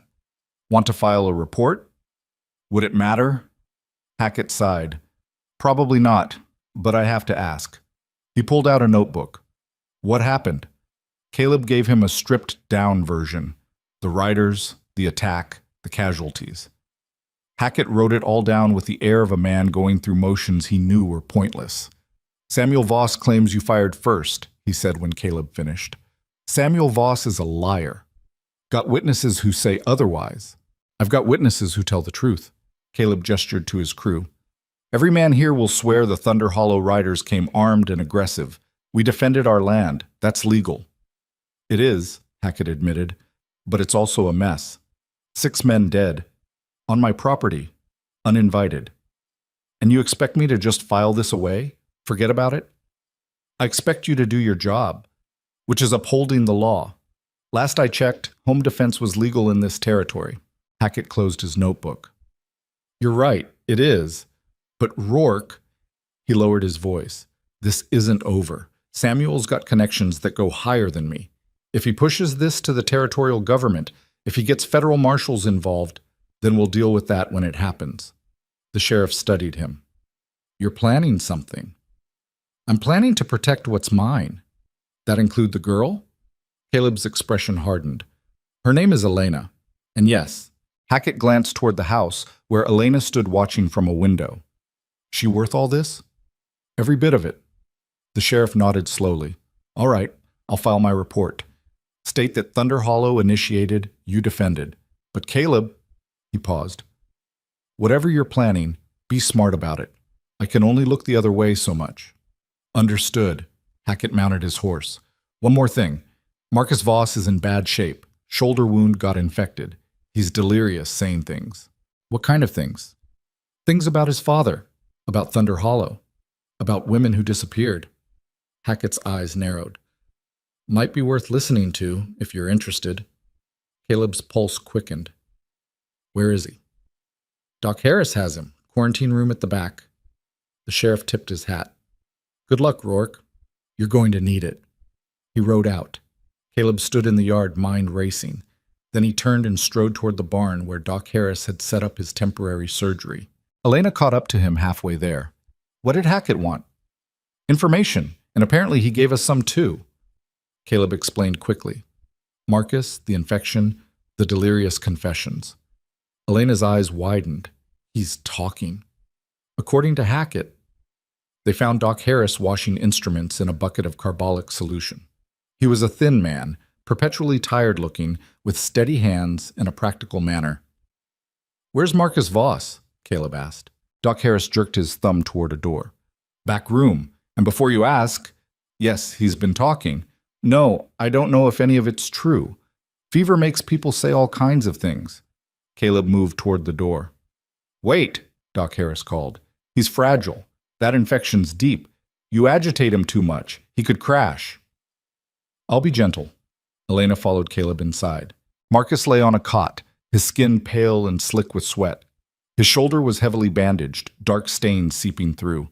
His eyes were half closed, unfocused. He looked nothing like the arrogant man who demanded Elena's return. He looked broken. Marcus, Caleb said quietly. Marcus's eyes rolled toward him. Rourke. His voice was a rasp. Come to finish the job? No, come to ask questions. What questions? Elena stepped into his line of sight. Marcus's expression crumpled. Elena, I'm sorry. I'm so... He coughed, winced. I'm so sorry. For what? She asked. Everything.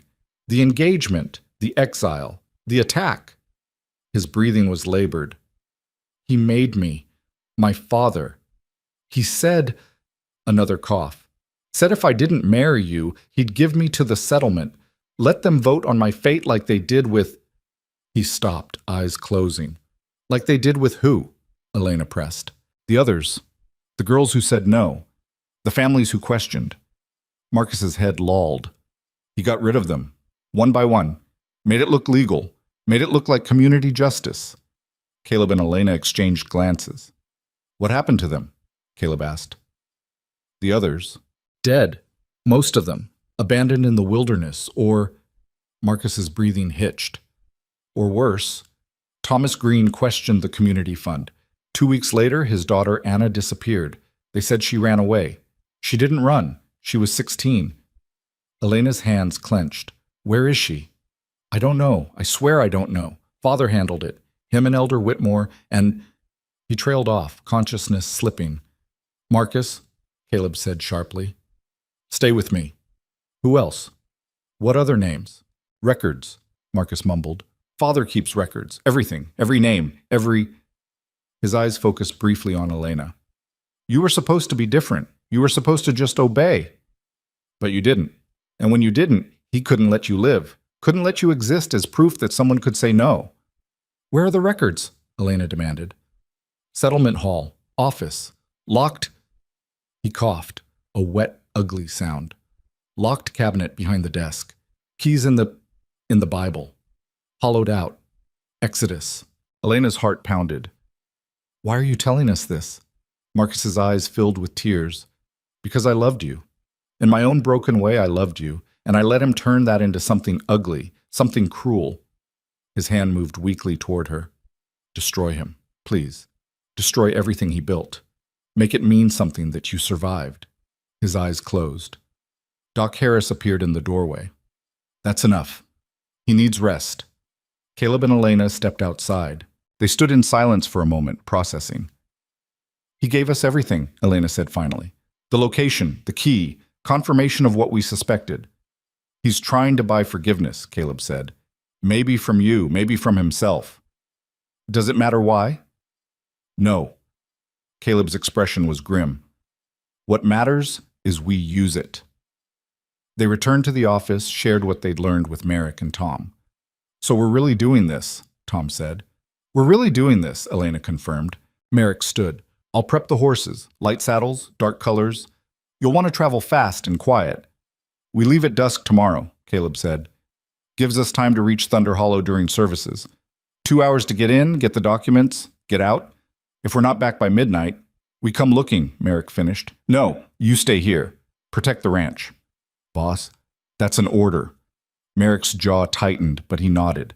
Elena spent that night unable to sleep. She lay in her small room, staring at the ceiling, running through the plan over and over. Every potential failure point, every place it could go wrong. Around 2 a.m, she gave up and went downstairs. Found Caleb in the kitchen, nursing a cup of coffee. Can't sleep either? She asked. Sleep's overrated. He poured her a cup. Nervous? Terrified. Good. Means you're taking this seriously. Elena sat across from him. Caleb, if something goes wrong tomorrow, nothing's going wrong. But if it does, Elena, let me finish. She wrapped her hands around the warm cup. If something goes wrong, if we get caught, if I don't make it back, I need you to know that this was my choice, not yours. You gave me options. You gave me safety. I'm the one choosing to risk it. Caleb reached across the table, covered her hand with his. Nothing is going to happen to you. I won't let it. You can't promise that. Watch me. They sat like that, hands linked, until the coffee went cold and the first hints of dawn crept through the windows. The day passed in agonizing slowness. Elena tried to stay busy, helped Bess with laundry, checked her pistol a dozen times, reviewed the plan until she could recite it backward. As sunset approached, Merrick brought 2 horses around. Dark bays, chosen for their ability to blend into shadows. The saddles were stripped down, no unnecessary equipment, everything designed for speed and silence. Caleb emerged from the house wearing dark clothes, his rifle slung across his back, pistol at his hip. He looked every inch the dangerous man Sheriff Hackett had warned about. Elena checked her own weapons. The pistol Caleb had given her, a knife strapped to her thigh beneath her skirt. She'd changed into her darkest dress, practical boots, her hair braided tight. Ready? Caleb asked. As I'll ever be. They mounted up. The crew gathered to see them off. Bess pressed a small package into Elena's hands. Food, she realized. Merrick clasped Caleb's arm in a gesture that spoke of years of loyalty. Tom simply nodded. Midnight, Merrick said. Not a minute later. Midnight, Caleb confirmed. They rode out. The journey to Thunder Hollow took 3 hours at a steady pace. They stayed off the main road, cutting through forest and along ridge lines where the trees provided cover. The sun sank lower, painting the sky in violent shades of orange and red. As darkness fell, they approached the settlement from the east, the direction least watched. Caleb pulled up on a hill overlooking Thunder Hollow. The settlement spread below them, maybe 60 buildings clustered around a central square. Lights burned in windows. And in the settlement hall, largest building in the square, every window blazed. Evening services. Right on schedule, Caleb murmured. They dismounted, left the horses tied in a copse of trees. From here, they'd go on foot. Caleb checked his pistol one last time. Stay close. Stay quiet. If I say run, you run. Understood? Understood. They descended toward the settlement. Elena's heart hammered so hard she was sure it would give them away. Every shadow seemed to hide a threat, every sound amplified to dangerous levels. But they made it to the edge of the settlement undetected. The singing started, voices raised in unison from the hall. The evening service had begun. Now, Caleb whispered. They moved quickly through the empty streets, keeping to the shadows. The hall loomed ahead, its windows glowing with light and sound. They circled to the back where a small door led to the storage rooms. Elena tested the handle. Locked. Caleb pulled out a thin piece of metal, worked it into the lock. Seconds later, it clicked open. They slipped inside. The back hallway was dark, lit only by ambient light from the main hall. Elena oriented herself, stairs to the left, leading up to the administrative floor. They climbed carefully, each step an eternity. The second floor was quieter. Offices lined both sides of the hallway. At the far end, a door marked Elder Voss Private. Elena's breathing quickened. They approached the door. Another lock. Caleb made quick work of it. Inside, the office was exactly as Elena remembered. Large desk, filing cabinets, bookshelves, and on the center shelf, a Bible. Elena crossed to it, pulled it down. Heavy. She opened it. The pages had been hollowed out. Inside, a small key.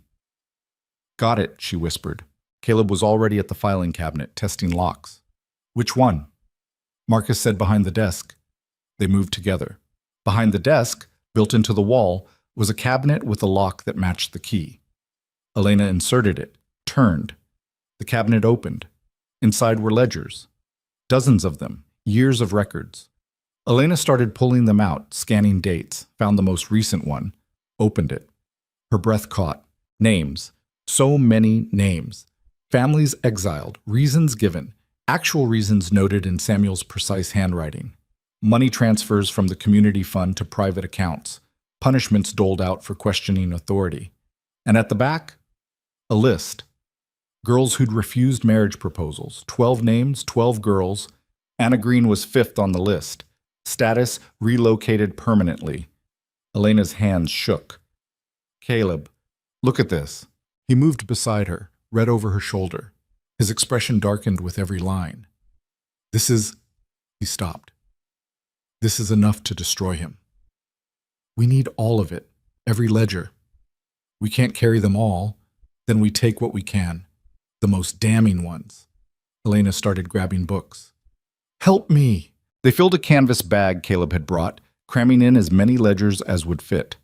Elena made sure to get the one with the girls' names, the one with the financial records, the one marked disciplinary actions. Below, the singing stopped. They froze. Service is ending, Elena whispered. We need to go. Now. They shoved the last ledger into the bag, closed the cabinet, locked it, replaced the key in the Bible. Voices drifted up from below. People leaving the main hall. Caleb and Elena moved to the door, peered out. The hallway was still empty. They slipped out, closed the office door, started for the stairs. A door opened behind them. Who's there? They turned. Elder Whitmore stood in the hallway, confusion turning to recognition, turning to alarm. Elena Ward? Caleb Rourke? His voice rose. Guards! Intruders! Run! Caleb shoved Elena toward the stairs. They bolted. Behind them, Whitmore's shouts brought footsteps pounding. Men emerging from the main hall, confusion and anger in their voices. Elena hit the stairs at full speed, Caleb right behind her. They burst through the back door into the night. There, stop them! They ran. Across the square, through the streets they'd memorized. Behind them, pursuit. Voices calling for them to stop, to surrender. A shot rang out. The bullet whined past Elena's ear. Keep going! Caleb fired back blindly, buying seconds. They reached the edge of the settlement, plunged into the forest. Another shot. This one closer. Elena's lungs burned. Her legs screamed. But she didn't stop. They crashed through underbrush, branches tearing at their clothes. Behind them, the pursuers were spreading out, trying to flank. The horses. They needed to reach the horses. Caleb grabbed Elena's arm, pulled her left. This way! They burst into the clearing. The horses were there, still tied, spooked by the gunfire.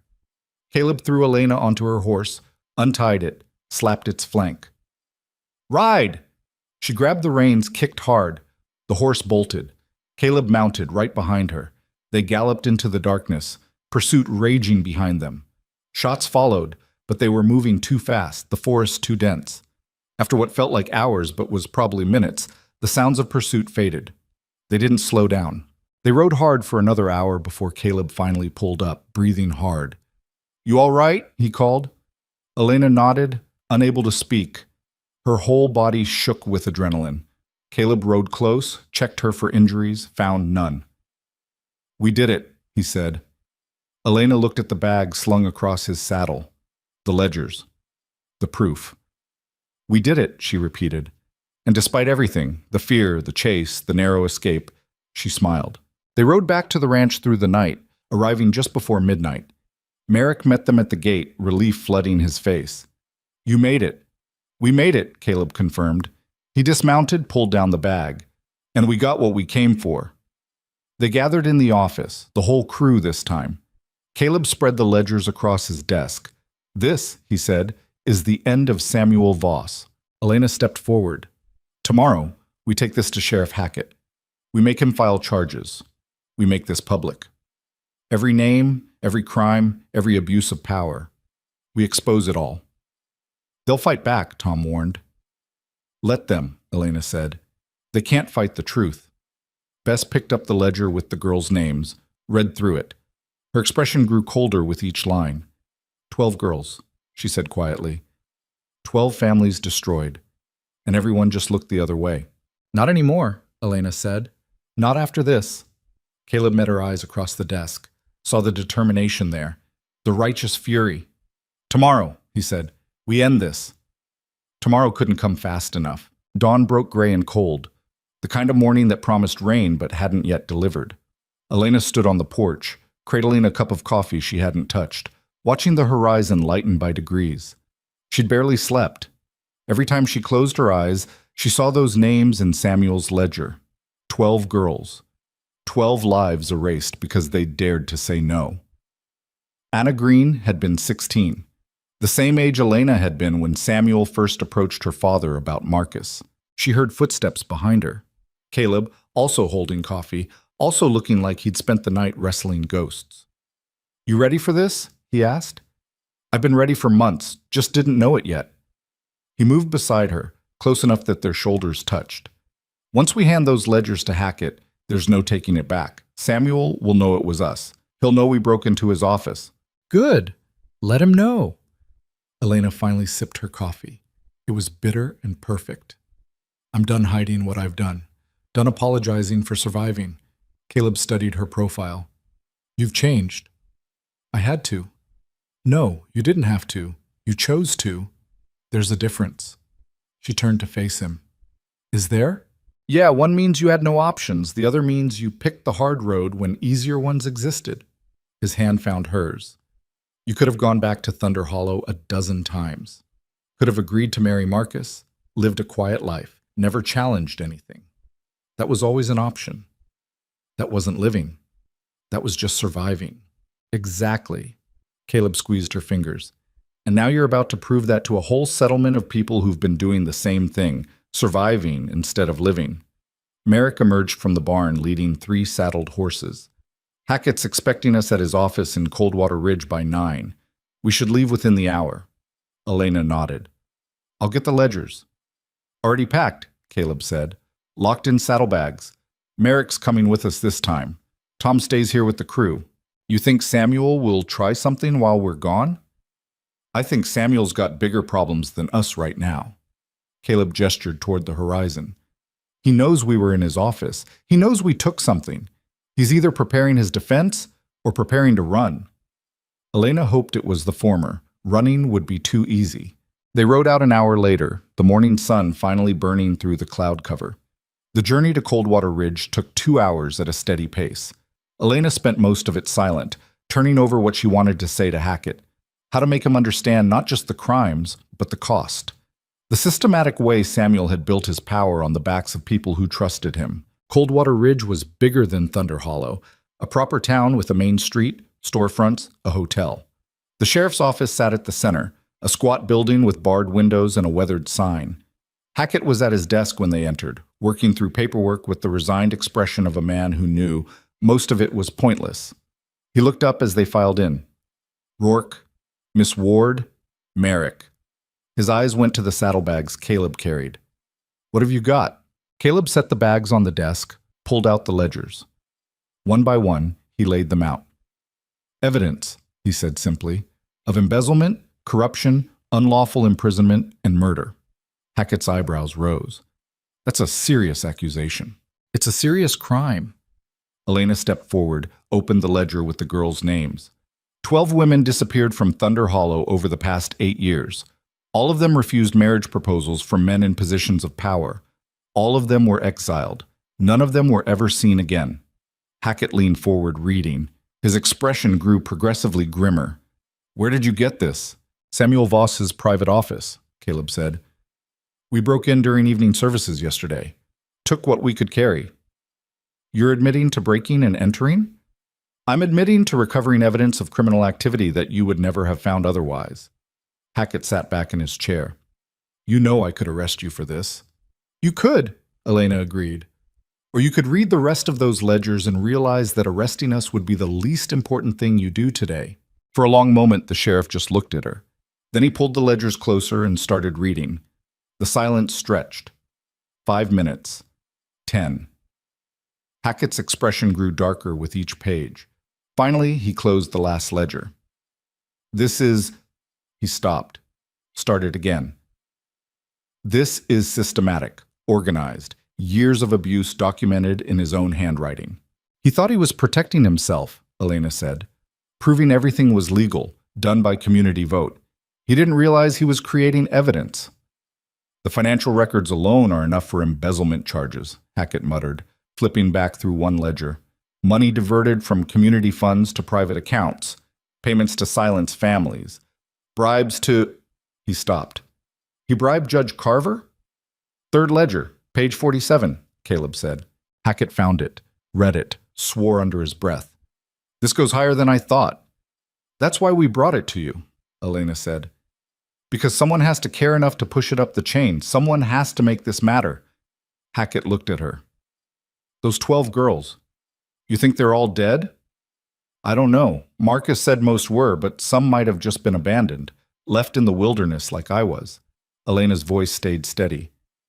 Either way, Samuel Voss is responsible. The sheriff nodded slowly. All right, here's what happens next. I file formal charges. I send copies of these ledgers to the Territorial Marshal's office. I request an investigation into Thunder Hollow's governance structure and a warrant for Samuel Voss's arrest. How long will that take? Merrick asked. Normally, weeks, maybe months. Hackett stood. But Judge Carver's been bribed. That changes things. I can push this through emergency channels. Have marshals here within 3 days. 3 days is a long time, Caleb said. Samuel knows we have these. He'll be preparing. Then you'd better prepare too. Hackett locked the ledgers in his safe. Because when this breaks, when people in Thunder Hollow realize what their leader's been doing, it's going to get ugly. Factions will form. Some will deny it. Some will want blood. Let them want it, Elena said. As long as justice happens, I don't care how ugly it gets. Hackett studied her. You've got steel in you, Miss Ward. More than most people I know. No, I just got tired of bending. They left the sheriff's office an hour later after giving formal statements and signing depositions. The ride back to Rourke Ranch felt different, lighter somehow, like they'd set down a weight they'd been carrying for months. What now? Merrick asked. Now we wait, Caleb said, and we make sure we're ready for whatever comes next. What came next arrived faster than expected. That evening, as the crew was settling in for dinner, a rider appeared at the gate. Not from Thunder Hollow, a stranger, dusty from travel, leading a horse that looked even more exhausted than he did. Caleb met him in the yard. Help you? The rider dismounted stiffly. Message for Elena Ward. Elena emerged from the house. I'm Elena Ward. The rider pulled an envelope from his saddlebag. From Thunder Hollow, woman named Sarah Green asked me to deliver it, said it was urgent. Anna Green's mother. Elena's hands shook as she took the envelope. Thank you. The rider nodded, accepted water and payment from Merrick, then rode out. Elena opened the envelope. Inside was a single page written in careful script. Miss Ward, word is spread about what you and Mr. Rourke discovered. Not everyone in Thunder Hollow is blind. Some of us have known for years that something was wrong. We just didn't know how to fight it. Now we do. A group of us, families who lost daughters, men who questioned the elders and were punished, women who were silenced. We're meeting tomorrow night. We're planning to remove Samuel Voss from power, to demand answers about our children. We need your testimony. We need you to stand with us. Please come. Please help us finish this. Sarah Green. Elena read it twice, then handed it to Caleb. He read it, his expression unreadable. It's a trap. Maybe. Or maybe it's real. Elena, I know the risks, but if Sarah Green is gathering people who want justice, if there are families in Thunder Hollow ready to stand up to Samuel, we have to support them. By walking back into the place that tried to kill you? By showing them they're not alone. Elena's voice was firm. All those girls, all those families, they thought they were isolated, that no one would believe them, that Samuel was untouchable. If I show up, if I testify about what happened to me, it proves he's not. It proves they can fight back. Caleb looked at her for a long moment, then sighed. You're going to go regardless of what I say, aren't you? Yes. Then I'm coming with you, and so is everyone else who can hold a gun. Caleb, you can't bring an army. I'm not letting you walk into Thunder Hollow alone. Not again. Not ever. His jaw set. They want your testimony? Fine. They'll get it. But on our terms. With protection. With backup. Elena wanted to argue. Wanted to tell him it would only make things worse, that showing up with armed men would terrify the people they were trying to help. But the truth was, she was terrified too, and having Caleb beside her, having all of them beside her. Okay, she said quietly, we go together. They spent the next day preparing. Word spread quickly through the ranch that they were returning to Thunder Hollow. The crew's reactions were mixed, some eager, some apprehensive, but all committed. Bess pulled Elena aside that evening. You sure about this? No, but I'm doing it anyway. That seems to be your approach to everything lately. Bess's expression softened. Just be careful. Sarah Green might be genuine, but Samuel Voss is desperate. Desperate men do desperate things. I know. Do you? Bess gripped her shoulders. Because I've seen you grow from a half-frozen girl into a woman who raids settlements and faces down armies. But you're still human, Elena. You're not invincible. And if something happens to you... Her voice cracked. This ranch won't be the same. Elena hugged her, hard. Nothing's going to happen, I promise. Don't make promises you can't keep. That night, Elena couldn't sleep again. She lay in bed, staring at the ceiling, thinking about tomorrow, about facing the people of Thunder Hollow, about standing in front of Sarah Green and the others who'd lost daughters, and having to admit that she'd survived when their girls hadn't. Around midnight, she gave up and went downstairs. Found Caleb in the same place as before, kitchen, coffee, darkness. This is becoming a habit, she said. Bad ones usually are. He poured her a cup. You're thinking about those 12 girls. How did you know? Because I'm thinking about them too. Caleb set down his cup, wondering which ones might still be alive, wondering what we could have done differently, faster, better. We did what we could. Did we? Or did we just do what was convenient? He met her eyes. I could have pushed harder.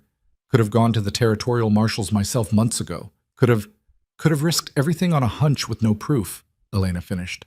Caleb, you can't blame yourself for Samuel's crimes. I'm not. I'm blaming myself for not stopping them sooner. That's the same thing. Is it? They sat in silence. Then Elena said, when I was in that office reading those names, I realized something. Samuel didn't create Thunder Hollow's problems. He exploited them. The settlement was already built on control, on submission, on the idea that questioning authority was the worst possible sin. Samuel just took those beliefs and weaponized them.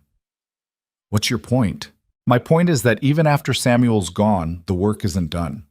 Thunder Hollow needs to rebuild everything, the way they think about power, about women, about disagreement, and that's going to take years, maybe generations.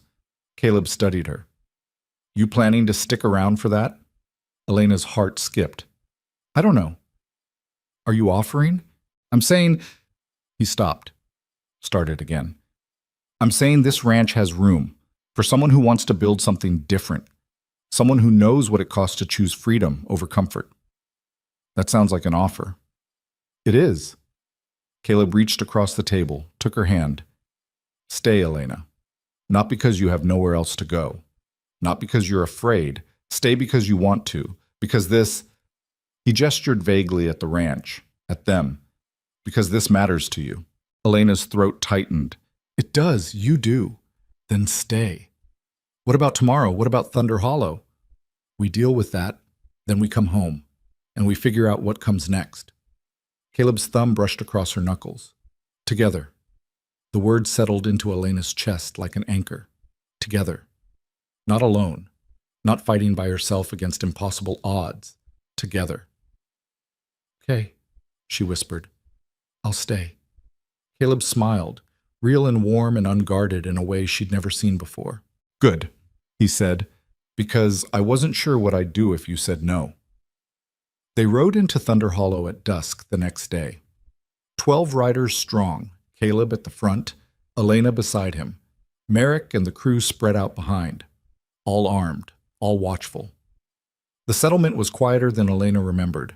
Fewer people in the streets, windows shuttered. The atmosphere tense, expectant. Sarah Green met them at the town square. She was a thin woman, worn down by grief, with hair more gray than brown and eyes that had seen too much loss. Miss Ward, she said, thank you for coming. Elena dismounted. Where do you want me? Settlement Hall. We've gathered everyone who's willing to stand against Samuel. Sarah glanced at the armed men. Though I'm not sure they expected quite this much protection. After what happened last time I was here, I wasn't taking chances.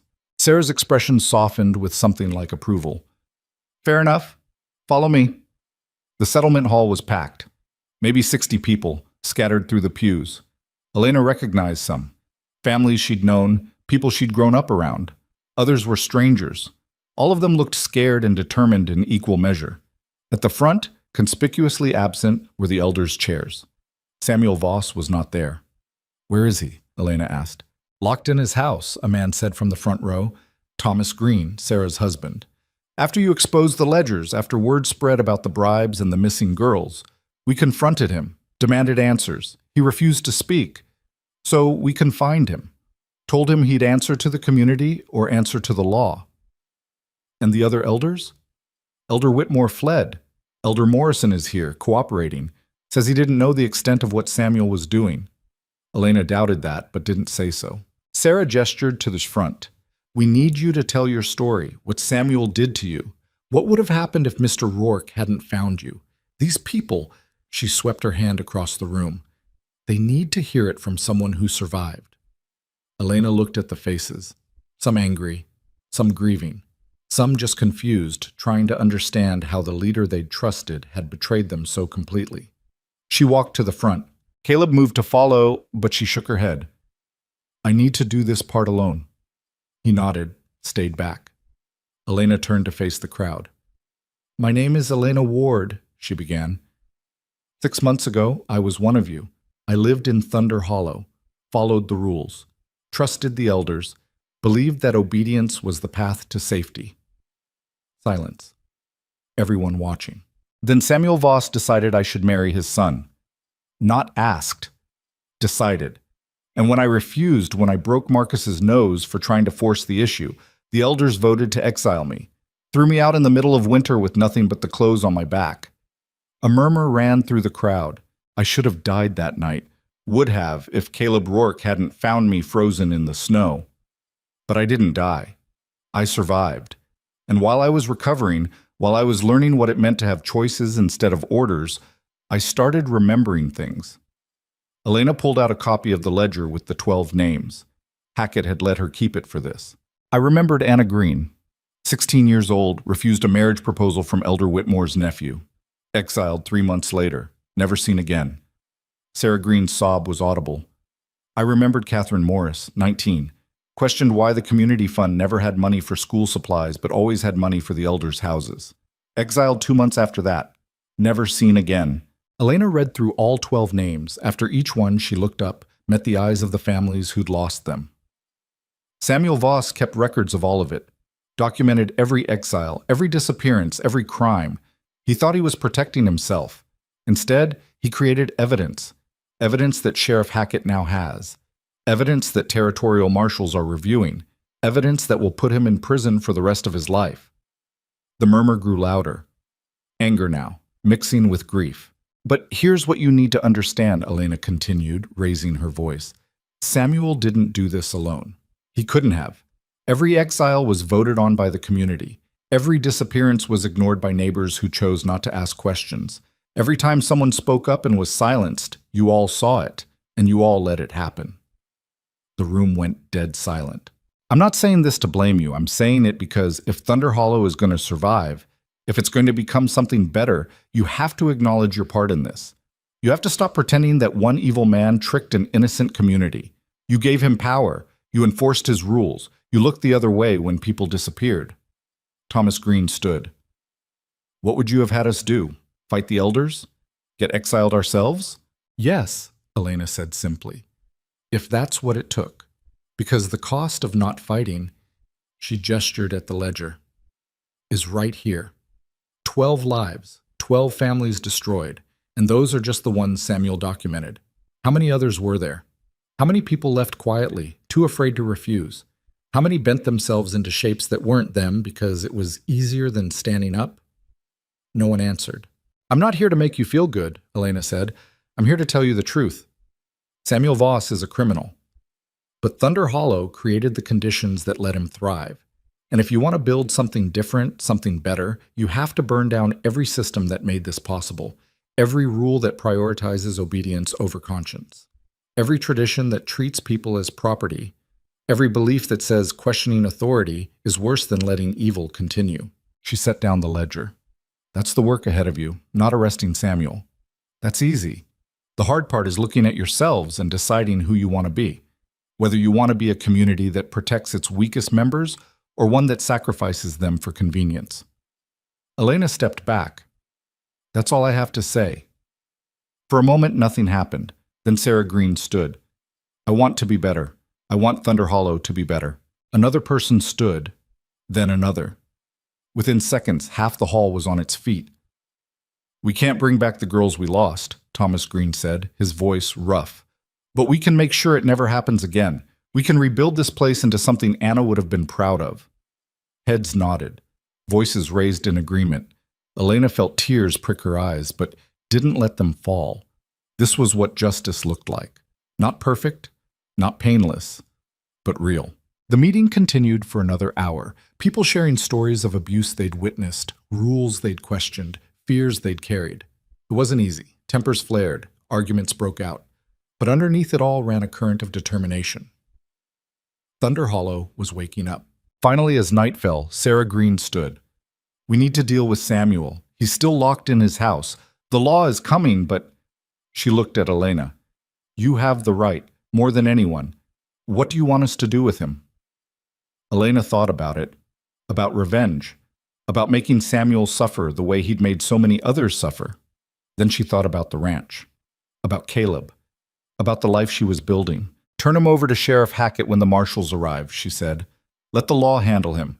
Don't become what he is by delivering violence when you could deliver justice. That's mercy, someone called from the back. No, Elena said. That's closure. Mercy would be letting him go. Justice is making sure he faces every consequence of what he's done. In court. In public. Where everyone can see. The crowd murmured agreement. Sarah nodded.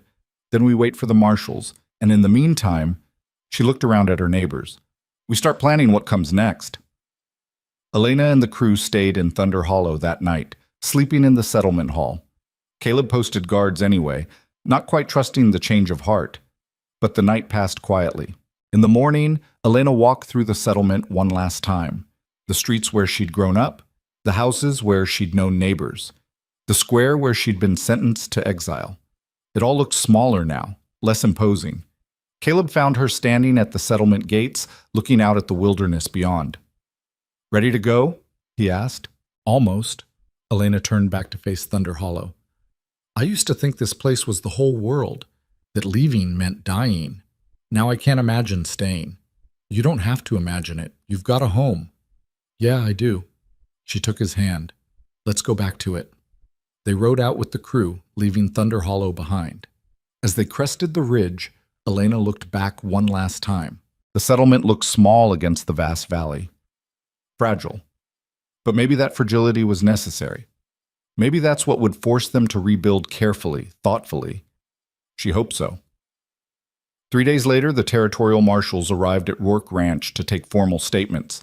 They brought news. Samuel Voss had been arrested without incident. The investigation was expanding. Judge Carver had been suspended. Other elders from Thunder Hollow were being questioned. The system was finally, slowly, working. Elena gave her testimony calmly, precisely, answered every question, signed every document. When it was over, the lead marshal, a stern woman named Carter, shook her hand.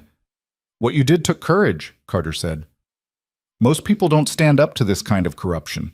Don't risk what you risked. I didn't have a choice. You always have a choice. You just made the hard one." Carter nodded respectfully.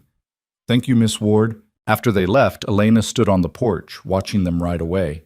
Caleb joined her. "How do you feel?" "Tired. Relieved. Angry that it took this long." She leaned against him. "Grateful it's over." "It's not over. Not completely. There'll be trials, appeals, years of legal process." "I know, but my part's done. I gave them everything I have. Now I want to live my life instead of fighting for the right to have one." Caleb's arm came around her shoulders. "What does that look like?" Elena thought about it. "I want to help run this ranch. Really run it, not just work it. I want to plant a garden, learn to train horses properly. Maybe," she hesitated, "maybe help other women who end up like I did. Give them a place to go. Options. A refuge. More than that, a choice." Elena looked up at him. "What do you think?" Caleb smiled. "I think it's perfect.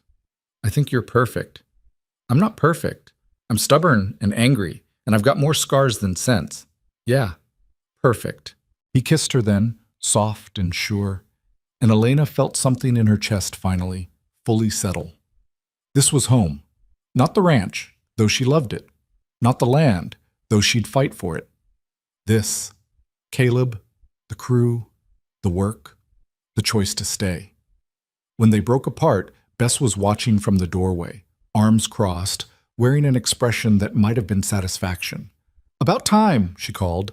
Elena laughed. "Were you waiting for this?" "Only for the last 4 months." Bess disappeared back inside. "Dinner's in an hour. Try not to be disgustingly happy at the table." The summer passed, then fall. News from Thunder Hollow filtered in. Samuel Voss had been convicted on multiple counts of embezzlement, corruption, and conspiracy to commit murder, sentenced to 20 years. Judge Carver had been disbarred. Elder Whitmore was still missing, probably fled the territory.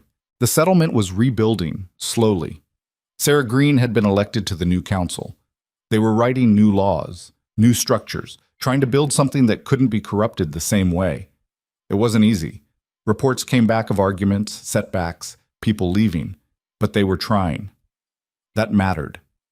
At Rourke Ranch, life continued. Cattle were raised and sold. Fences were mended. The crew grew by 3 as word spread that Caleb paid fair and treated people right. Elena planted her garden in the spring, vegetables and herbs and flowers that served no purpose except beauty. She learned to train horses from Tom, spending hours in the corral teaching young colts to trust human touch. And she started taking in women. The first was a girl of 19 who showed up at the gate, bruised and terrified, saying she'd run from a man who claimed to own her. Elena gave her a room, a job, and time to heal. 3 months later, the girl rode out to start a new life in California. 2 weeks after that, another woman arrived. Then another. Word spread. Rourke Ranch became known as a place where women could go when nowhere else was safe. Not a shelter, Caleb wouldn't allow dependents, but a way station, a place to recover strength before moving on. Elena managed it all with the same fierce determination she brought to everything. Caleb gave her space, resources, trust. On a cold December evening, almost a year after Samuel's arrest, Elena stood in the barn watching snow fall through the open doors. Caleb found her there, as he often did. "Thinking?" he asked. "Remembering. This time last year, I was dying in snow like this. And now?" Elena turned to face him. "Now I'm wondering if I should marry you." Caleb blinked. "That's what?" "You heard me. Should I marry you? Are you proposing?" I'm asking a question, which you're not answering. Caleb laughed, full and genuine. Elena Ward, are you seriously asking me if you should marry me instead of actually proposing? I want to know if it's something you'd want, before I risk asking and getting rejected. You fought off an army, raided a settlement, and brought down a corrupt government, but you're afraid to ask me to marry you? Terrified, actually. Caleb stepped close, framed her face with his hands. Yes, you should marry me. And yes, I want you to. And if you're actually asking, the answer is yes to that too. Elena felt relief flood through her. Really? Really? He kissed her forehead. Though I feel like I should be the one asking. You can ask too. Make it official. Elena Ward, will you marry me? Yes, obviously. They stood together in the barn, snow falling outside, and Elena realized something. She'd spent so long focused on surviving, on fighting, on proving she had the right to exist, she'd almost forgotten what came after. Living, actually living, building something instead of just defending it, choosing joy instead of just refusing pain. They married in the spring, a small ceremony at the ranch with the crew and a few friends from town. Sarah Green came from Thunder Hollow with news that 3 more women from the original 12 had been found, alive, scattered across the territory, too afraid to come home before. They were rebuilding too, in their own ways. Sheriff Hackett attended, standing quietly in the back, and afterward told Elena he was proud of her. Bess cried through the whole ceremony and denied it afterward. Merritt gave a toast that was mostly threats against Caleb if he ever hurt Elena, which everyone found touching. And Elena, standing beside Caleb with the whole ranch spread out before them and the future wide open, felt something she'd never expected. Complete. Not because she'd found a man to save her, she'd saved herself. Not because she'd gotten revenge, she'd gotten justice. But because she'd fought for the right to choose her own life, and then actually lived it. The years that followed weren't perfect. There were hard seasons, failed crops, cattle lost to disease. There were arguments and setbacks and days when the work felt overwhelming. But there was also growth. The refuge program expanded, helping dozens of women find their feet. Thunder Hollow continued its slow transformation, eventually reaching out to partner with the ranch on community projects. Elena never forgot the 12 girls, never stopped pushing for answers about the ones still missing. 3 more were eventually found. The rest remained ghosts, reminders of what silence cost. But she also never stopped building. The garden grew, the ranch prospered. Children eventually came, 2 daughters who grew up knowing they could say no, that their voices mattered, that strength wasn't about control, but about choice.